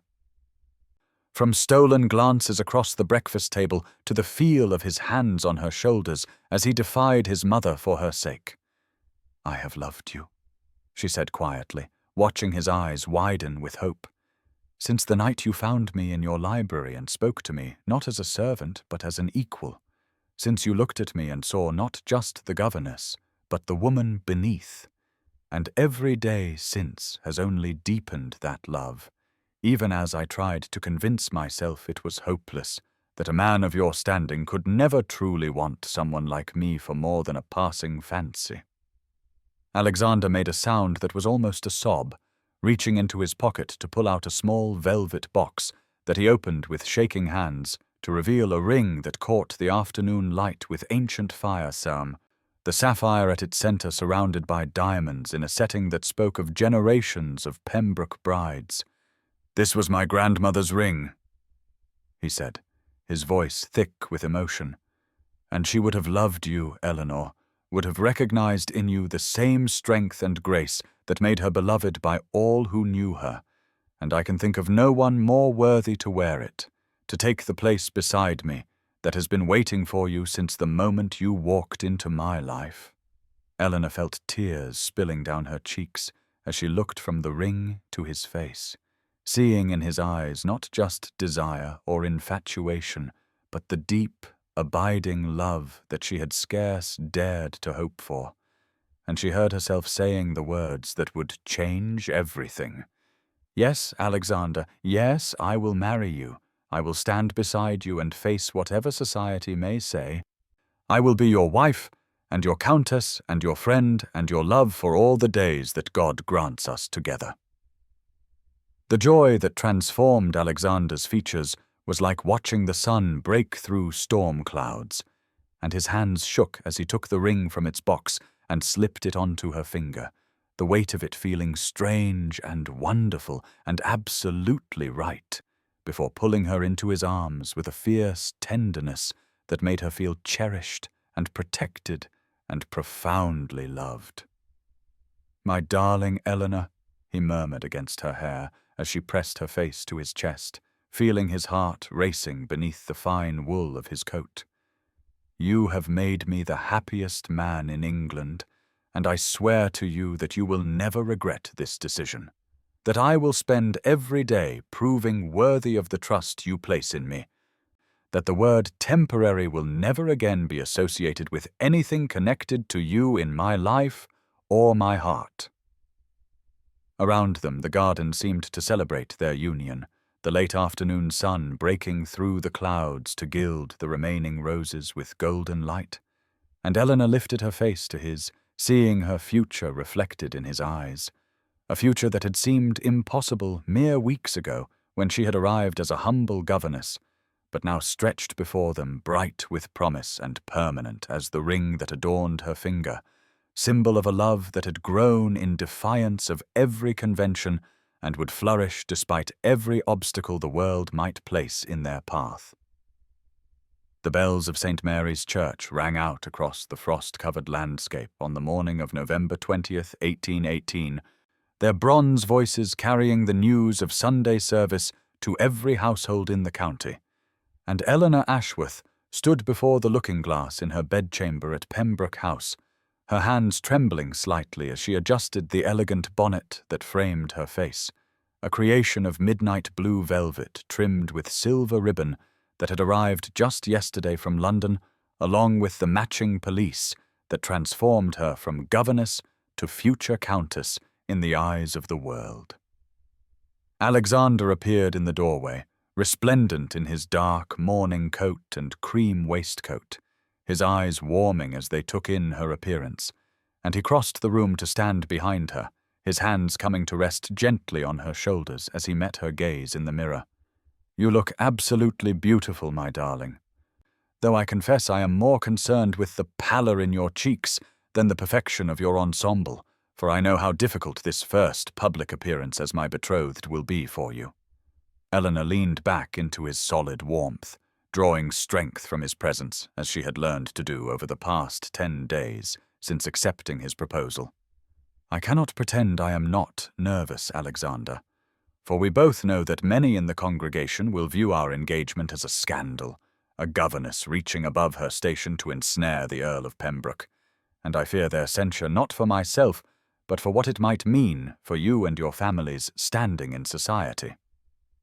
But Alexander turned her gently to face him, his fingers tilting her chin up, so she had no choice but to meet his steady gaze. "Let them think what they will, Eleanor, for their opinions matter not one whit to me compared to the joy of claiming you publicly as my future wife. And I rather suspect we may find more allies than enemies among those who have witnessed the transformation in me since you arrived at Pembroke House, for even the most hardened gossips cannot deny the evidence of true affection when it stands before them." The carriage ride to church seemed both endless and all too brief. Eleanor's gloved hand clasped tightly in Alexander's as they rolled through the village streets where curious faces appeared at windows to catch a glimpse of the controversial couple,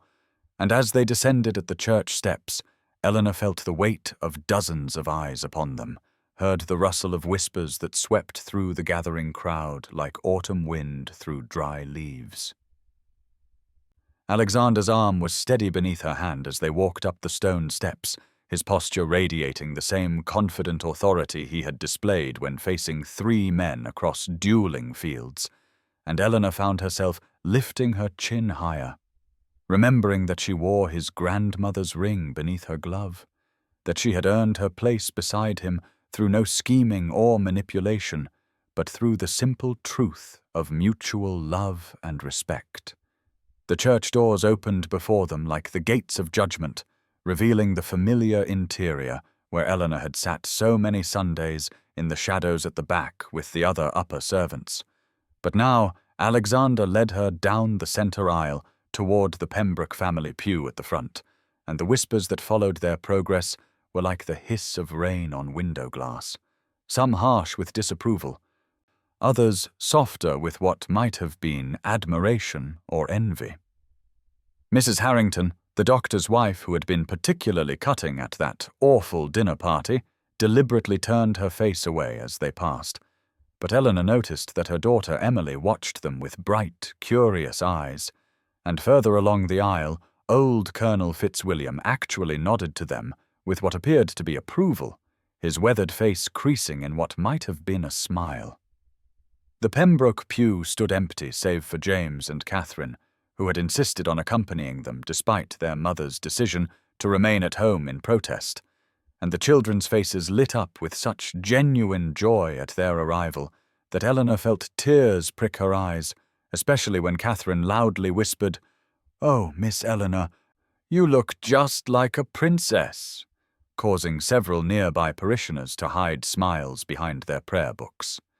As the service began, Eleanor found it difficult to concentrate on the vicar's words, too aware of the scrutiny focused upon them, of the way some members of the congregation craned their necks to get a better look at the governess who had somehow captured the heart of their most eligible bachelor. But then, just as the whispers threatened to overwhelm her composure, the church doors opened once more and a familiar figure swept in, causing a fresh wave of murmurs to ripple through the congregation. Margaret Sinclair, Eleanor's cousin who had married well and moved to London, sailed down the aisle in a gorgeous ensemble of forest green silk, her bearing every inch that of a society matron. And she paused deliberately at the Pembroke pew, leaning down to kiss Eleanor's cheek with a warmth that could not be missed by any observer, declaring in a voice that carried to the furthest corners of the church, "Dearest Eleanor, forgive my lateness, but I simply had to come the moment I received Alexander's letter about your wonderful news, for I could not let another day pass without showing my support for a match that anyone with eyes can see is based on the deepest affection and mutual regard." The effect of Margaret's arrival and public endorsement was immediate and profound, for she was known to move in the highest circles of London society, and her approval carried weight that even the most determined gossips could not easily dismiss, and Eleanor saw several faces in the congregation shift from censure to speculation, wondering if perhaps they had misjudged the situation if someone of Margaret's standing saw fit to champion the match. Throughout the service, Alexander's presence beside her remained constant and reassuring, his hand occasionally brushing hers in silent support. And when they rose for the final hymn, Eleanor found her voice growing stronger with each verse, no longer the quiet governess hiding in the shadows, but a woman claiming her place in the world, supported by the man she loved and the family she had found. And as the congregation filed out after the service, she noticed that while some still gave them a wide berth, others paused to offer cautious congratulations, and young Emily Harrington even slipped away from her disapproving mother to whisper that she thought it wonderfully romantic, like something from a novel, before being hurried away. And by the time they reached their carriage, Eleanor realized that while not everyone accepted their engagement, the tide of opinion had begun to turn, helped along by Margaret's timely arrival and the obvious devotion that Alexander displayed. For even the harshest critics could not deny the tenderness with which he handed her into the carriage, or the way his face softened when he looked at her. And as they drove back to Pembroke House with Margaret's carriage following behind, Eleanor felt the first real hope that perhaps society might eventually embrace what Alexander had known from the beginning, that love, genuine and true, could indeed triumph over the arbitrary boundaries that tried to keep hearts apart. The chandeliers of Thornfield Manor blazed with the light of 1,000 candles on the evening of December 1st, 1818, their crystal drops catching and multiplying the golden glow until the ballroom seemed to shimmer with ethereal radiance. And Eleanor Ashworth stood at the top of the grand staircase, her hand resting lightly on Alexander's arm as she gazed down at the swirling mass of silk and satin below, scarcely able to believe that she, who had once crept through the shadows as a governess, now prepared to descend as the future Countess of Pembroke. The gown she wore was a creation of midnight blue silk that caught the light like starlight on water, its elegant lines emphasizing her graceful figure while maintaining the modesty she preferred. And Margaret had insisted on lending her the Sinclair diamonds that now sparkled at her throat, declaring that Eleanor must outshine every other woman present to silence any remaining doubters about her worthiness for the match. Alexander's eyes had not left her face since she had emerged from her dressing room, and now he leaned close to whisper, "You are absolutely radiant, my darling, and I confess I am struggling to maintain my composure when all I want is to sweep you away from all these people and keep you entirely to myself." His words bringing a flush to her cheeks that had nothing to do with the warmth of the crowded ballroom below. As they began their descent, Eleanor was acutely aware of the gradual hush that fell over the assembled guests, conversations trailing off as heads turned to watch their progress.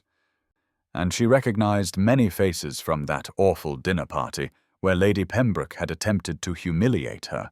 though now their expressions held curiosity rather than contempt, and some even showed what might have been admiration for her transformation from overlooked governess to elegant lady. The first person to approach them was, surprisingly, Mrs. Harrington, who had been so cutting in her dismissal before, but who now dropped a proper curtsy and murmured, "Lord Pembroke, Miss Ashworth, how lovely you both look this evening." And though her tone still held a note of reservation, the mere fact of her acknowledgment sent ripples through the nearby guests, who took it as permission to follow suit. Alexander guided Eleanor through the receiving line with practiced ease, his hand warm and steady at the small of her back, introducing her with unmistakable pride to those she had not yet met and reintroducing her to others who now saw her in an entirely new light. And Eleanor found herself responding with a confidence she had not known she possessed, her years of education and natural intelligence allowing her to converse easily on topics ranging from literature to politics to the latest fashions from Paris.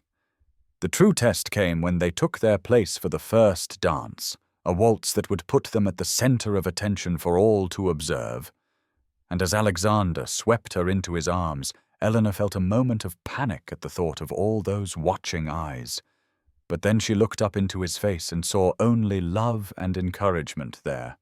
And suddenly the rest of the room faded away until there was only the music and his strong arms guiding her through the steps she had practiced so diligently with Margaret's help. "Do you remember?" Alexander murmured as they turned in perfect harmony. "The first time I saw you dance was with Charles at the assembly,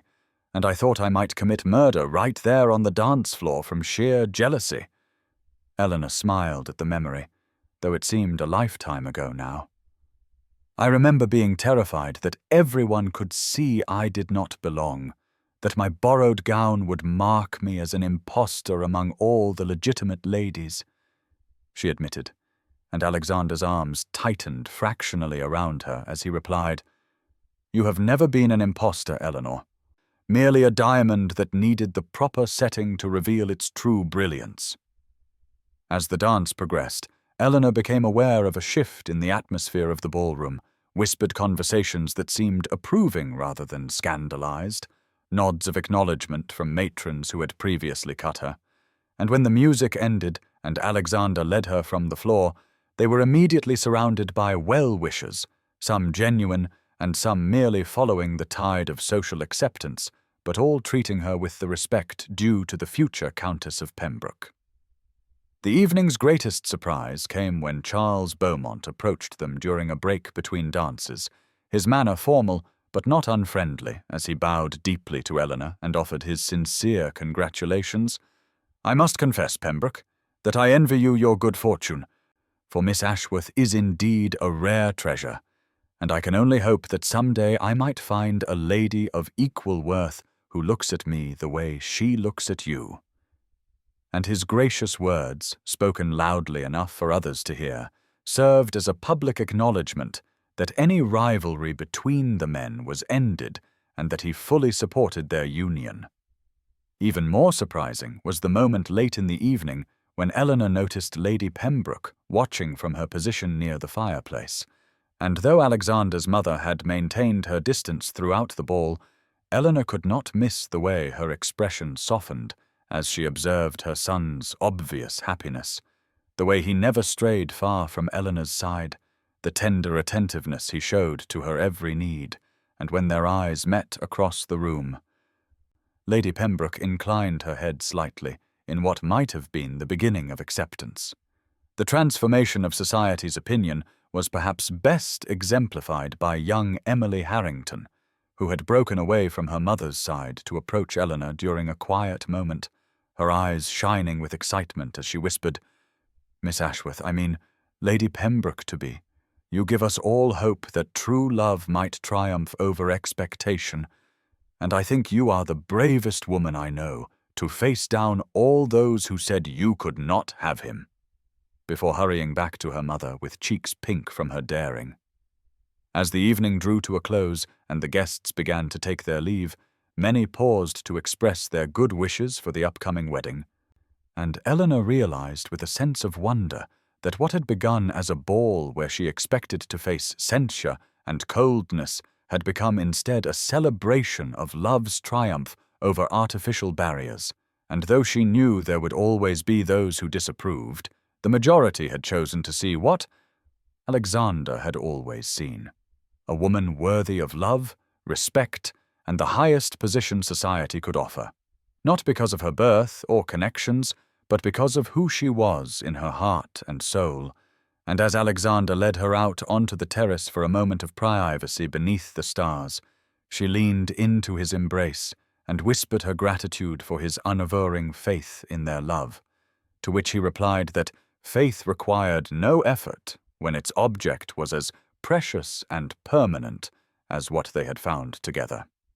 Snow fell in gentle whispers across the countryside on the morning of December 15th, 1818, transforming the landscape into a vision of pristine beauty that seemed specially ordained for the wedding of Lord Alexander Pembroke and Miss Eleanor Ashworth, and inside the ancient stone church of St. Mary's, every pew overflowed with guests who had come to witness what many still considered the most unlikely match of the season, though the skeptics had grown fewer with each passing day as society witnessed the profound devotion between the couple. Eleanor stood in the vestry, her hands trembling slightly as Margaret adjusted the delicate lace veil that had belonged to Alexander's grandmother, the same woman whose ring now graced Eleanor's finger beneath her white kid gloves, and she marveled at the image reflected in the small mirror. Scarcely recognizing herself in the vision of ivory silk and seed pearls, her gown a masterpiece of understated elegance that managed to be both modest and breathtaking in its simplicity. Through the heavy oak door she could hear the murmur of the assembled congregation, the rustle of silk and whisper of anticipation, and Margaret squeezed her hand gently, whispering, "You are the most beautiful bride I have ever seen, dearest Eleanor. But more than that, you are the bravest woman I know, for you have dared to claim a love that others said was impossible, and today you show them all that true worth cannot be measured by birth or fortune, but by the quality of one's heart." The organ began to play, its deep notes reverberating through the stone walls, and Eleanor took a steadying breath as the vestry door opened and she saw the long aisle stretching before her, lined with faces both familiar and strange, some who had scorned her and others who had championed her, but all now turned to witness her transformation from governess to countess. And at the far end, standing before the altar with James at his side as groomsman, was Alexander, resplendent in his dark mourning coat, his face turned toward her with an expression of such naked emotion that Eleanor felt her own eyes fill with tears. As she began her solitary walk down the aisle, having no father to give her away but needing none, for she gave herself freely and with full knowledge of her choice, Eleanor noticed how the light from the stained glass windows painted rainbow patterns across the snow-white roses that decorated every pew, how the whispers that had once wounded her had transformed into sighs of admiration, and most remarkably, how Lady Pembroke stood in the family pew wearing not black as many had expected, but a gown of soft lavender, her face bearing an expression of resignation that had slowly transformed into something approaching acceptance over the past fortnight. With each step, Eleanor felt the past falling away like a discarded cloak, all the moments of doubt and humiliation, the cutting remarks about her station, the word temporary that had once pierced her heart, all dissolving in the radiance of Alexander's gaze, which never wavered from her face as she approached, and when she finally reached his side and he took her hand in his, she felt the tremor that ran through him and saw the suspicious brightness in his eyes that he made no effort to hide. The vicar began the ancient words of the marriage service, but Eleanor found it difficult to focus on anything beyond the warmth of Alexander's hand holding hers, the way his thumb traced gentle circles against her palm in a gesture of comfort and connection. And when the time came for their vows, Alexander's voice broke slightly as he promised to love, honor, and cherish her, adding in a whisper meant only for her ears, "Nothing temporary, my darling, everything forever," which made her smile through the tears that now flowed freely down her cheeks. When Eleanor spoke her own vows, her voice rang clear and true through the hushed church. Each word a declaration not just of love, but of triumph over every obstacle that had stood between them, and as she promised to be his wife in all things, she saw several handkerchiefs appear among the congregation, including one wielded by Mrs. Harrington, who had perhaps learned something about the danger of quick judgments and the power of true affection to transform even the most unlikely situations. The moment when the vicar pronounced them man and wife seemed to stretch into eternity, and when Alexander lifted her veil with hands that shook slightly, his eyes drinking in her face as though seeing her for the first time, Eleanor felt the last walls between them crumble entirely, and his kiss, though necessarily brief and proper given their public setting, contained within it all the passion and promise of their private moments, all the love that had grown from intellectual curiosity to soul-deep connection, all the permanence that had replaced what was once labeled temporary. As they turned to face the congregation as Lord and Lady Pembroke, Eleanor saw through her tears a sea of faces that reflected joy, surprise, and in some cases a grudging respect for what love had accomplished. And when Lady Pembroke stepped forward to embrace her new daughter-in-law, whispering, "I was wrong, my dear, and I pray you will forgive a foolish woman who nearly cost her son his greatest happiness," Eleanor felt the last piece of her new life click into place, for she had not just won Alexander, but had earned her place in his world through patience, dignity, and the quiet strength that had always been hers, but which love had finally allowed to flourish.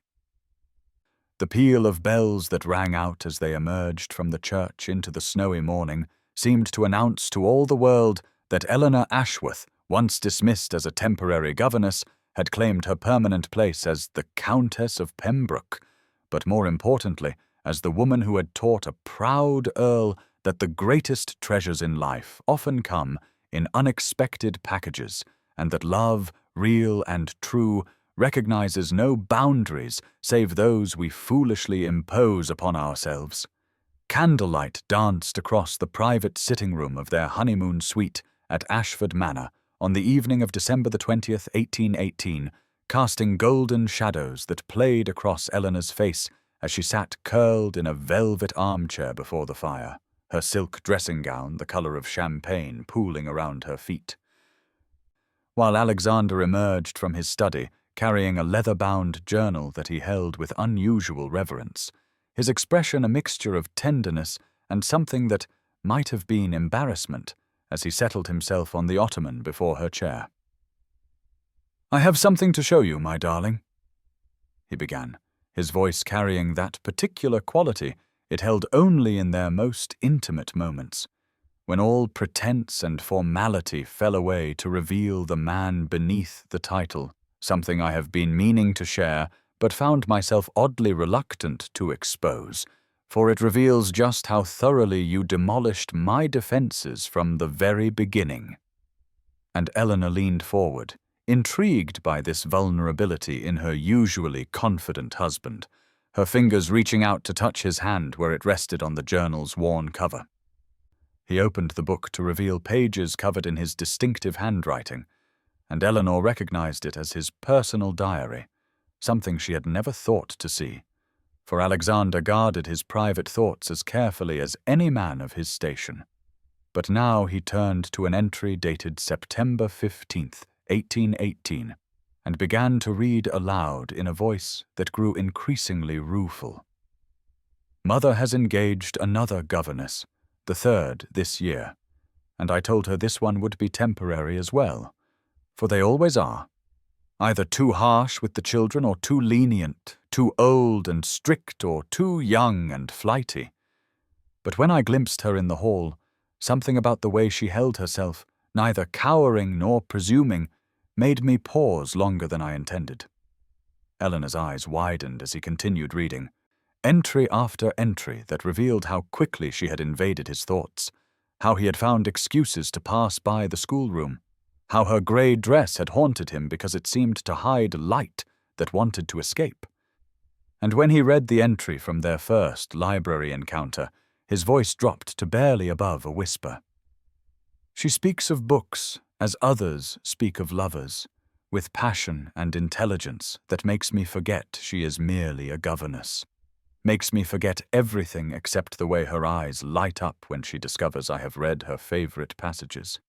and I fear I am losing a battle I did not know I was fighting. The word temporary appeared throughout the early entries like a desperate refrain,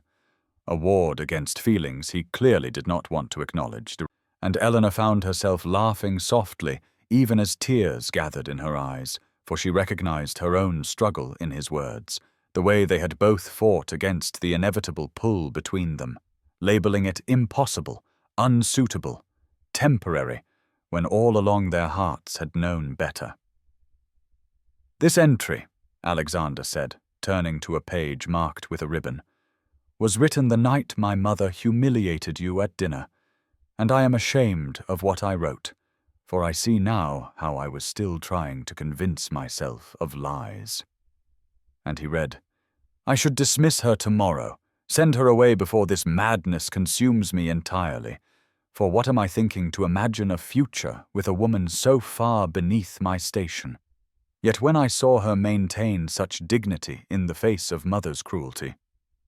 I wanted nothing more than to sweep her into my arms and declare before them all that she is worth 10 of any woman there, temporary be damned, for I begin to suspect she has taken permanent residence in my heart."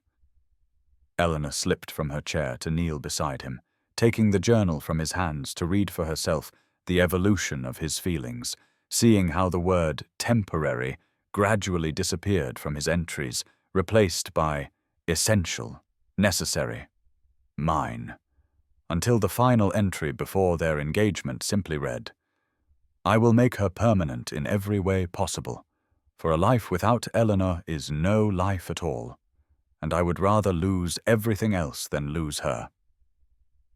They laughed together over certain entries, particularly his jealous observations about Charles Beaumont's attentions, and Eleanor teased him about the purple prose he had employed to describe her appearance at the assembly ball. But beneath the laughter was something deeper, a recognition of how far they had come from that first day when he had dismissed her with a word that now served as their private joke. For just that morning he had called their breakfast delightfully temporary, before correcting himself with mock seriousness to brilliantly permanent, making her giggle into her tea. "Now you know my secret," Alexander said, closing the journal and setting it aside to pull Eleanor onto his lap, his arms encircling her with the possessive tenderness that still made her heart race. "That from the moment you arrived, you were never temporary, merely mislabeled by a man too foolish to recognize permanence when it walked through his door in a grey dress and challenged everything he thought he knew about the world." And Eleanor wrapped her arms around his neck, pressing her forehead to his as she whispered, "Then we are well matched, my love, for I labelled my feelings temporary as well, thinking them too impossible to be real, too precious to last, when all along we were writing our permanent story, one careful page at a time." And as he carried her to their bed, the journal left forgotten by the fire, they both knew that tomorrow would bring more entries, more moments to record, more proof that what begins as temporary in our fears often reveals itself as permanent in our hearts, and that the greatest love stories are often those that surprise us with their inevitability, hiding in plain sight behind words we use to protect ourselves from the beautiful, terrifying truth of forever. Sunlight streamed through the tall nursery windows on the afternoon of June 15, 1820, painting golden patches across the polished wooden floor where Eleanor, now the Countess of Pembroke for 18 months, sat surrounded by a delightful chaos of children and educational materials. Her silk morning dress of soft rose, protected by a practical white apron that bore the evidence of their painting lesson, while in her arms 6-month-old Charlotte gurgled contentedly, her tiny fists waving at the colourful pictures her older cousins were creating with remarkable enthusiasm. Alexander's youngest sister Lydia, now 8 years old, leaned against Eleanor's shoulder as she carefully painted a rainbow, while 10-year-old James worked on what he declared to be a portrait of their family, including a rather generous interpretation of their spaniel, and Eleanor felt her heart swell with the familiar warmth that came from being exactly where she belonged, teaching and nurturing as she always had, but now with the added joy of including her own precious daughter in these moments of discovery and creativity. The door opened quietly, and Eleanor glanced up to find Alexander standing in the doorway, his expression soft with that particular look he reserved for moments when he caught her unaware with the children, a look that still made her pulse quicken even after all this time. And she watched as his eyes moved from his siblings to their daughter, who had inherited his dark hair, but her mother's expressive eyes, before settling on Eleanor herself with such tenderness that she felt herself blush like a new bride rather than a wife of 18 months. "Papa!" Lydia exclaimed, jumping up to show him her painting, and soon Alexander was drawn into their circle, settling his tall frame somewhat awkwardly on the nursery floor beside Eleanor, his hand finding hers automatically as Charlotte reached for him with chubby arms, making those delightful baby sounds that never failed to transform his usually composed features into an expression of besotted adoration that would have shocked anyone who had known him in his bachelor days. "She has your way with colours," Alexander murmured to Eleanor as he admired Lydia's rainbow. "Though I distinctly remember someone in a grey dress who claimed she had no artistic talents whatsoever." And Eleanor laughed softly at the memory, at how much had changed since those early days when she had tried so hard to remain invisible, to be the temporary governess who would leave no lasting impression, when instead she had become the permanent centre around which their family life revolved, the heart that beat at the core of Pembroke House. The sound of approaching footsteps announced another arrival, and Eleanor looked up to see Lady Pembroke entering with the tea-tray herself, rather than sending a servant, a gesture that would have been unthinkable 2 years ago, but which had become commonplace as her mother-in-law had gradually transformed from adversary to ally, won over not by Eleanor's new title, but by witnessing the genuine happiness she brought to the household, and the tender way she cared for all the children, including the grandchild who bore her name. "I thought you might all enjoy some refreshment," Lady Pembroke said, setting down the tray and surprising everyone by lowering herself to sit on the window seat, her dignity intact despite the informality of the setting, and Eleanor watched with quiet satisfaction as the older woman's face softened while observing Charlotte's attempts to grab her father's cravat, a smile playing at lips that had once spoken such cutting words about temporary positions and knowing one's place. "Mother, look what I painted!" James exclaimed, holding up his family portrait, which now included a figure in black that was clearly meant to be his grandmother, and Lady Pembroke examined it with genuine interest, praising his use of perspective while Eleanor poured tea, the simple domestic scene a far cry from the formal, cold interactions that had once characterized life at Pembroke House before love had worked its transformative magic on them all.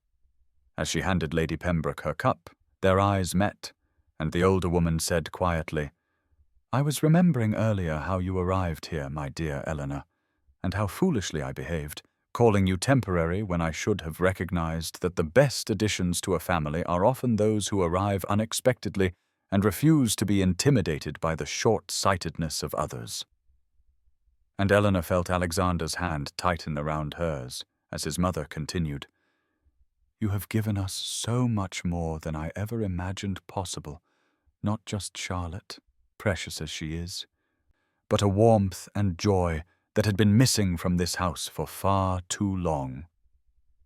Eleanor felt tears prick her eyes at this acknowledgement, remembering her own journey from that frightened governess who had overheard herself dismissed as temporary to this moment of complete acceptance and belonging. And as Charlotte made a determined grab for the biscuit in Alexander's hand, resulting in crumbs everywhere and general laughter from the children, she realized that every difficult moment had been worth it to arrive at this perfect afternoon where she was surrounded by love in all its forms, from the passionate devotion of her husband to the affectionate chaos of the children to the hard-won respect of her mother-in-law. "Shall we have our lesson outside?" Eleanor suggested, as the afternoon light grew even more golden, and soon they were all trooping out to the garden, Alexander carrying Charlotte, while the children ran ahead with their art supplies, and Lady Pembroke walked beside Eleanor, linking arms in a gesture of companionship that made Eleanor's heart full to bursting. For she had gained not just a husband, but a true family, one that had learned to value love over convention and happiness over hollow propriety. And as they settled under the great oak tree where Alexander had once almost touched her wind-loosened hair, Eleanor looked around at her permanent, perfect world and knew that sometimes the universe's greatest gifts come disguised as temporary arrangements that were always meant to become the forever we were too frightened to hope for. And so we reach the end of Eleanor and Alexander's story, though in truth, no love story truly ends, but rather transforms into the foundation upon which all future stories are built. And perhaps you find yourself thinking of your own life, of the moments when you labeled something temporary because permanence felt too frightening to hope for, too precious to name aloud. For we all do this, do we not, calling casual what makes our hearts race, calling convenient what feels essential, calling temporary what our souls recognize as forever? Because sometimes the most profound truths arrive disguised as the very things we tell ourselves we can live without. Consider how often we protect ourselves with such words, building walls of supposed impermanence around the very experiences and people who have the power to transform us, just as Alexander once used that word as a shield against feelings that threatened to upturn his carefully ordered world, and Eleanor accepted it as confirmation of her worst fears about her own worth, when all along their hearts knew better, recognized each other across the divide of class and convention, saw permanent where their minds insisted on temporary.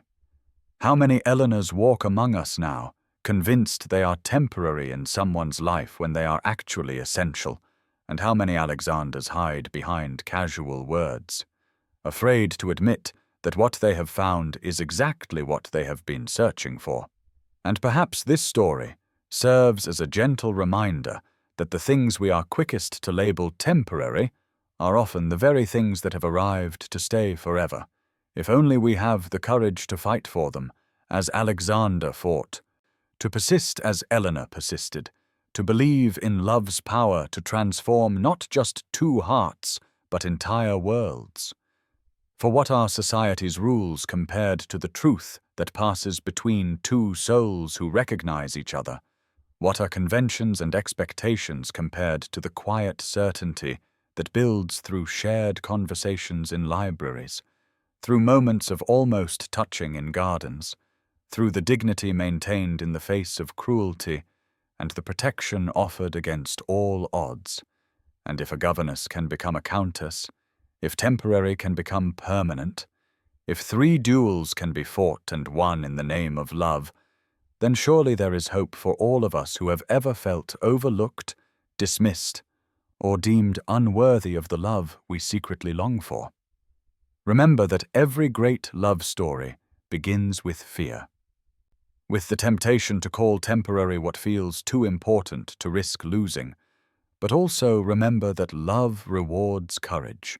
that it transforms not just the lovers but everyone around them, as we saw with Lady Pembroke's eventual acceptance, the children's joy, society's gradual acknowledgement that perhaps their rules matter less than happiness. And in your own life, dear listener, when you find yourself faced with something or someone who makes you want to use defensive words like temporary, perhaps you might remember Eleanor in her grey dress and Alexander in his studied indifference, both so certain that what they felt was impossible, both so wrong about what was actually possible when two hearts decide to be brave.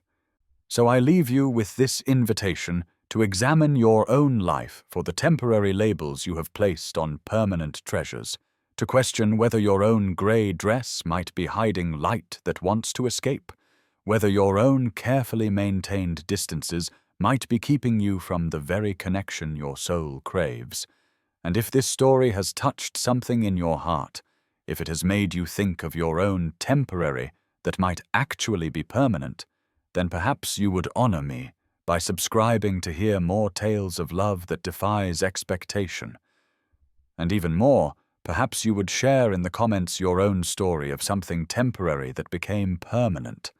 For we are all part of this great human experience of learning to recognize forever when it arrives disguised as just for now, and in sharing our stories, we remind each other that it is never too late to remove the temporary label from what our hearts know to be permanent, never too late to fight for love, never too late to discover that what we thought was ending was actually just beginning, forever and always, permanent as the sun that rises each morning to illuminate new possibilities for those brave enough to see them.